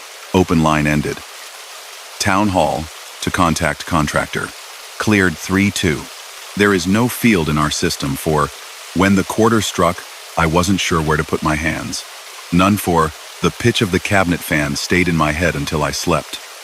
No checkbox for a municipal device said, stay inside, into an empty room, and a human voice, if it was one, said, thank you to no one at all, and the public line did what lines do and went away. A week later, I saw the deputy mayor by the bakery while I was buying a croissant before bed. First Wednesday came, he said. Noon test was normal. 3 people called anyway because the message makes them feel spoken to. He laughed the short laugh we use to sand edges off a thing we can't fix. Then he admitted, a little embarrassed. Sometimes, when I cross the square late, I look up at the horns. I told him we all look at things that talk when they aren't supposed to. Since then, when I ease into a village at 2, and the only light in a building is an emergency exit sign behind glass, I slow by the town hall steps. If it's near the first Wednesday, I hear the noon test in my head, and also that single cycle in the middle of a night it didn't belong to. If the control room says my call sign in that careful tone, a hand cupped around a small thing, I go. Not because I believe in anything beyond power, cable, and people, but because a clear instruction set at the wrong hour can still be the right thing to carry for someone whose door you'll never open. And because answering a small, thank you can't place, is part of being the one who shows up when machines decide they'd like some company. Story number 10. I'm a patrol officer with the National Police in South Iceland. Nights here are long black ribbons of Route 1 with wind fences like ribs, one-lane bridges you learn to take with your shoulders down, and a horizon that's only ever pretending to be still. If you've driven the South Coast in winter, you know the sound the North Atlantic makes when it comes across the sand flats and presses against your car door. Out here, we work with the same handful of names on the radio every night. 112 at the control room in Reykjavik, Vegagerðin for roads, the local ICEU's AR team for the things that only rope and patience can fix. Mostly it's road closures, stuck tourists, and keeping people from arguing with the wind. Sometimes the phone rings, and there isn't a person at the other end, but you go anyway. It was January, a proper gale spilling off the highlands, gusts in the 40s, snow moving sideways even when there wasn't really snow to be had. I was coming back from a closure near the Sander east of Vik, heater pushing hard enough to keep the windscreen the right side of fogged, when the radio hummed in with 112. I know the dispatcher by her Reykjavik lilt, and by the fact she gets quieter the more serious the thing is. Sutherland 1-6. Copy. 112 open line. No speech. AML. Plots to the emergency refuge hut at KM marker. 202. On Myrdal Sander. South side of the road. Operator hears strong wind, a diesel heater ticking, and a faint 3-tone chime every minute like a device prompt. No human voice. Vegagerðin confirms the road is open but on warning. ICET, SAR, not activated yet. Can you attend? I keyed up and kept my voice flat. UNI6 received. I'm 8 minutes out, eastbound. Keep the line open. Ask Vegagerðin to watch cameras west and east of 202. If you've got the hut code on file, send it to my MDT. The ring road in that stretch is its own kind of straight. The sea is just a dark thought to your right. The mountain is a darker thought to your left. And your headlights make a tunnel you pretend is the whole world. Signs flash up with words that look longer in snow. Einbreath brew single-lane bridge sleet pounding the letters flat, and then letting them breathe again. The studs thrum, the wipers do the work you told them they would, and the wind handy checks the car every 10 seconds to be sure you're still paying attention. 112, the dispatcher said. Operator just heard what might be a latch tapping metal on metal, then 3 chimes again. It sounds like a device telling someone what it needs. She's asking for taps. No response so far. Vegagerðin put eyes on their cameras. We see your car, that's it, the roadman said, voice dry like everyone's voice gets after 3 nights of weather. Sand is moving. Visibility bad in bursts. No other headlights in 20 minutes either way. Which doesn't mean there isn't someone. It just means you're the only person we can prove. The emergency refuge huts out here are simple. Good ideas in a harsh place. Small insulated boxes on a concrete pad. Orange doors you can find with a torch, a bench, blankets, sometimes a little diesel heater, and a landline that rings 112 if you lift it. Some have logbooks where people write thank you to no one in particular. You don't want to need them, but you're glad they are there. I saw the hut as a square stronger than the wind, reflectors around the door blinking blue-white-white in my lights like eyes that don't close. I swung into the lay-by nose out, killed the roof so I wasn't a lighthouse to no purpose, and stepped into noise. The gale took my hood and made a point. The hut door had a snow lip against it. Someone had been there earlier in the day, or the wind hadn't found that exact angle yet. I shouldered the door. It opened on a hiss of air and that warm diesel smell that says, something's trying on your behalf. 112, UNI6 on scene at the hut, I said, entering. Inside felt ridiculous after 5 seconds outside. The way warmth always feels ridiculous when you've got your shoulders up against a gale. A bench, a foil blanket not quite folded right, a laminated instruction sheet in Icelandic and English about staying put and lifting the phone. There was a landline on the wall with a coiled cord that has probably been on that hook longer than some of our recruits have been alive. Next to it, a box the size of a book with 3 LEDs. One was blinking. The other 2 were holding their breath. I stood still and listened. The diesel heater somewhere under the bench did its reassuring little tick. The wind gave the hut a flat palm on one corner, and then moved on to something else. A minute slid past, and then I heard what the operator had heard. 3 tones, quick, polite, like an airport announcement played through a teapot. The kind of thing a device does when it hopes a person is paying attention. 112, the dispatcher said in my ear. The operator has your ambient now. She's going to try a yes divided by no prompt. Stand by. Then, in that voice they use because it has helped 100 small, important problems. If you can hear me, press any button twice, or make any sound. We waited. The heater ticked. The wind wrote something on the side of the hut, and then crossed it out. Nothing else. I looked at the phone. The handset sat in its cradle like it had been told to wait and had obeyed. The little LEDs on the box blinked their own private story. I lifted the handset because it seemed wrong not to. The line gave me a hiss like the sound a shell makes when you hold it up as a child. 112, I said, because sometimes you call back a name even if it doesn't belong to the object in your hand. In my ear, from the radio, the operator said, "We can hear your voice through the open line now." Routed back. The handset in the hut shouldn't be live, unless someone lifted it. Are you holding it? I was. We heard a click on our end when you did, she added, and it felt like we were all 3 in a very small room for a second. I set it back on its cradle. The 3-tone chime answered, polite as ever, and then the heater ticked as if to reassure all of us that time was still happening.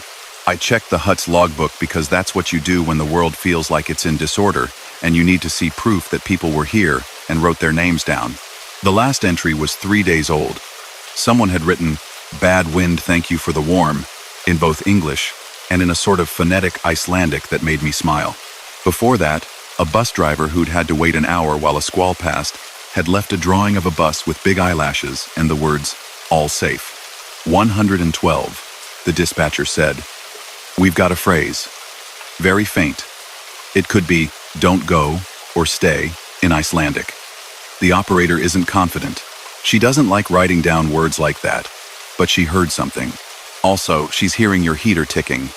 It's a good heater, she added, because we say normal things when we can.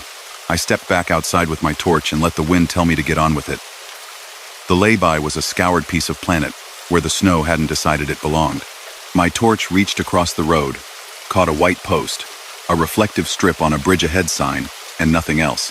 I walked 5 paces, and then 10 more, because there are distances you learn that are about feeling rather than meters, and swept my beam along the ditch. No tire cutouts where someone had gone where the ditch wanted them. No plastic, no coolant shine. Just the black, steady sense of the ground, and a wind that thought I was a ridiculous idea.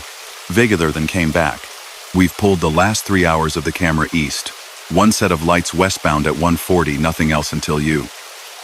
West camera shows a truck at 120, then nothing until you. No one else pulled into the hut that we can see. Copy, I said. I'll check the bridge. 50 meters east, there's a 1-lane bridge over a braided thread of a river that is more important when the mountain is melting than now. The sign said Ein Breeder. Brew in the wind took the U out of my head.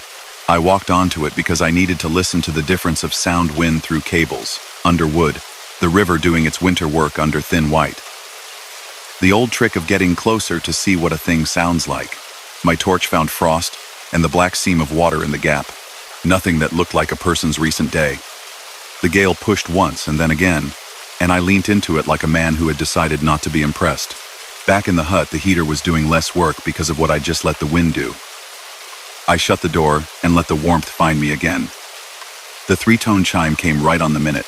112, the dispatcher said. The operator heard a soft thing, like a fabric rub against a microphone, then one word. Light. Or left. It's thin. She's not confident.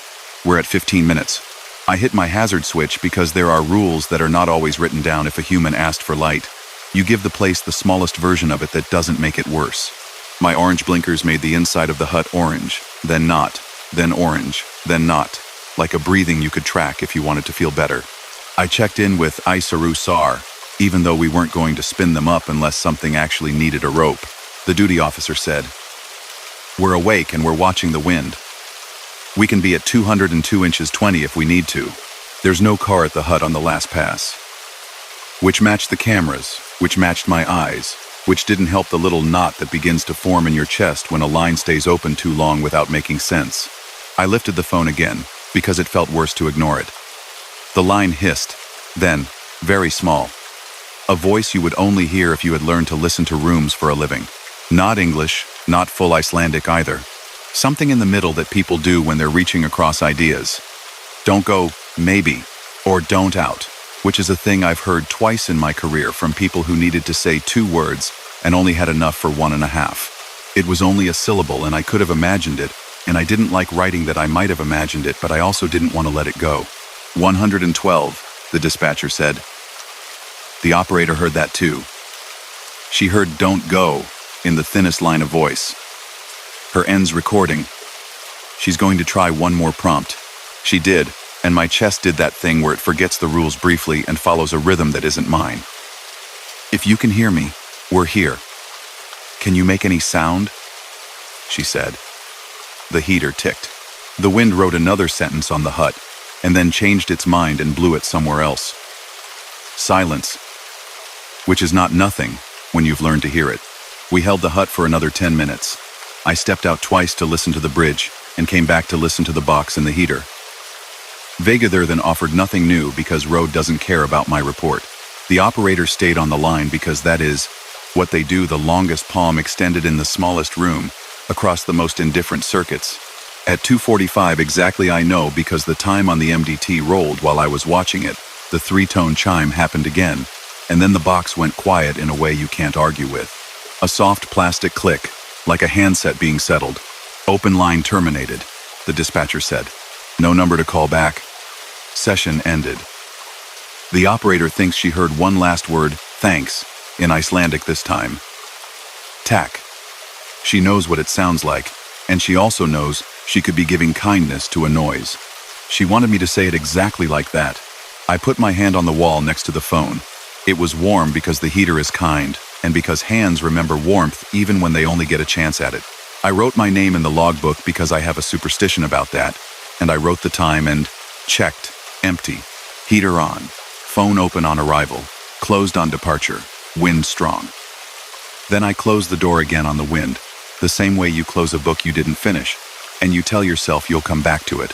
On the drive back west, the gale took me and put me where it wanted twice, and I took myself back and we agreed to call it a draw. 112. And I did the little ritual. We always do the tidy things that make your hands feel good about themselves. On scene. From scene. Clear. The roadman at Vegagur then said thanks, and told me he'd have a plow push past eastbound, just as a kindness.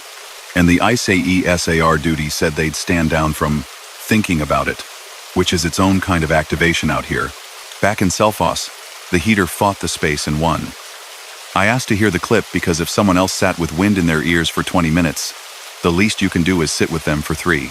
We keep recordings that help new call takers anchor themselves how to hear a diesel tick, how to know the difference between wind and a person's breath. I put on the good headset in a room with a humming drinks fridge and a whiteboard that still had last winter's flood heights scribbled in a corner under a "don't erase" that no one respects. The file was nothing and everything. Wind that didn't know it was being recorded. A heater making the exact same tiny sound you can sometimes hear under your car when you stop after a long drive. The 3-tone chime polite, on a minute, like a small alarm clock refusing to be rude.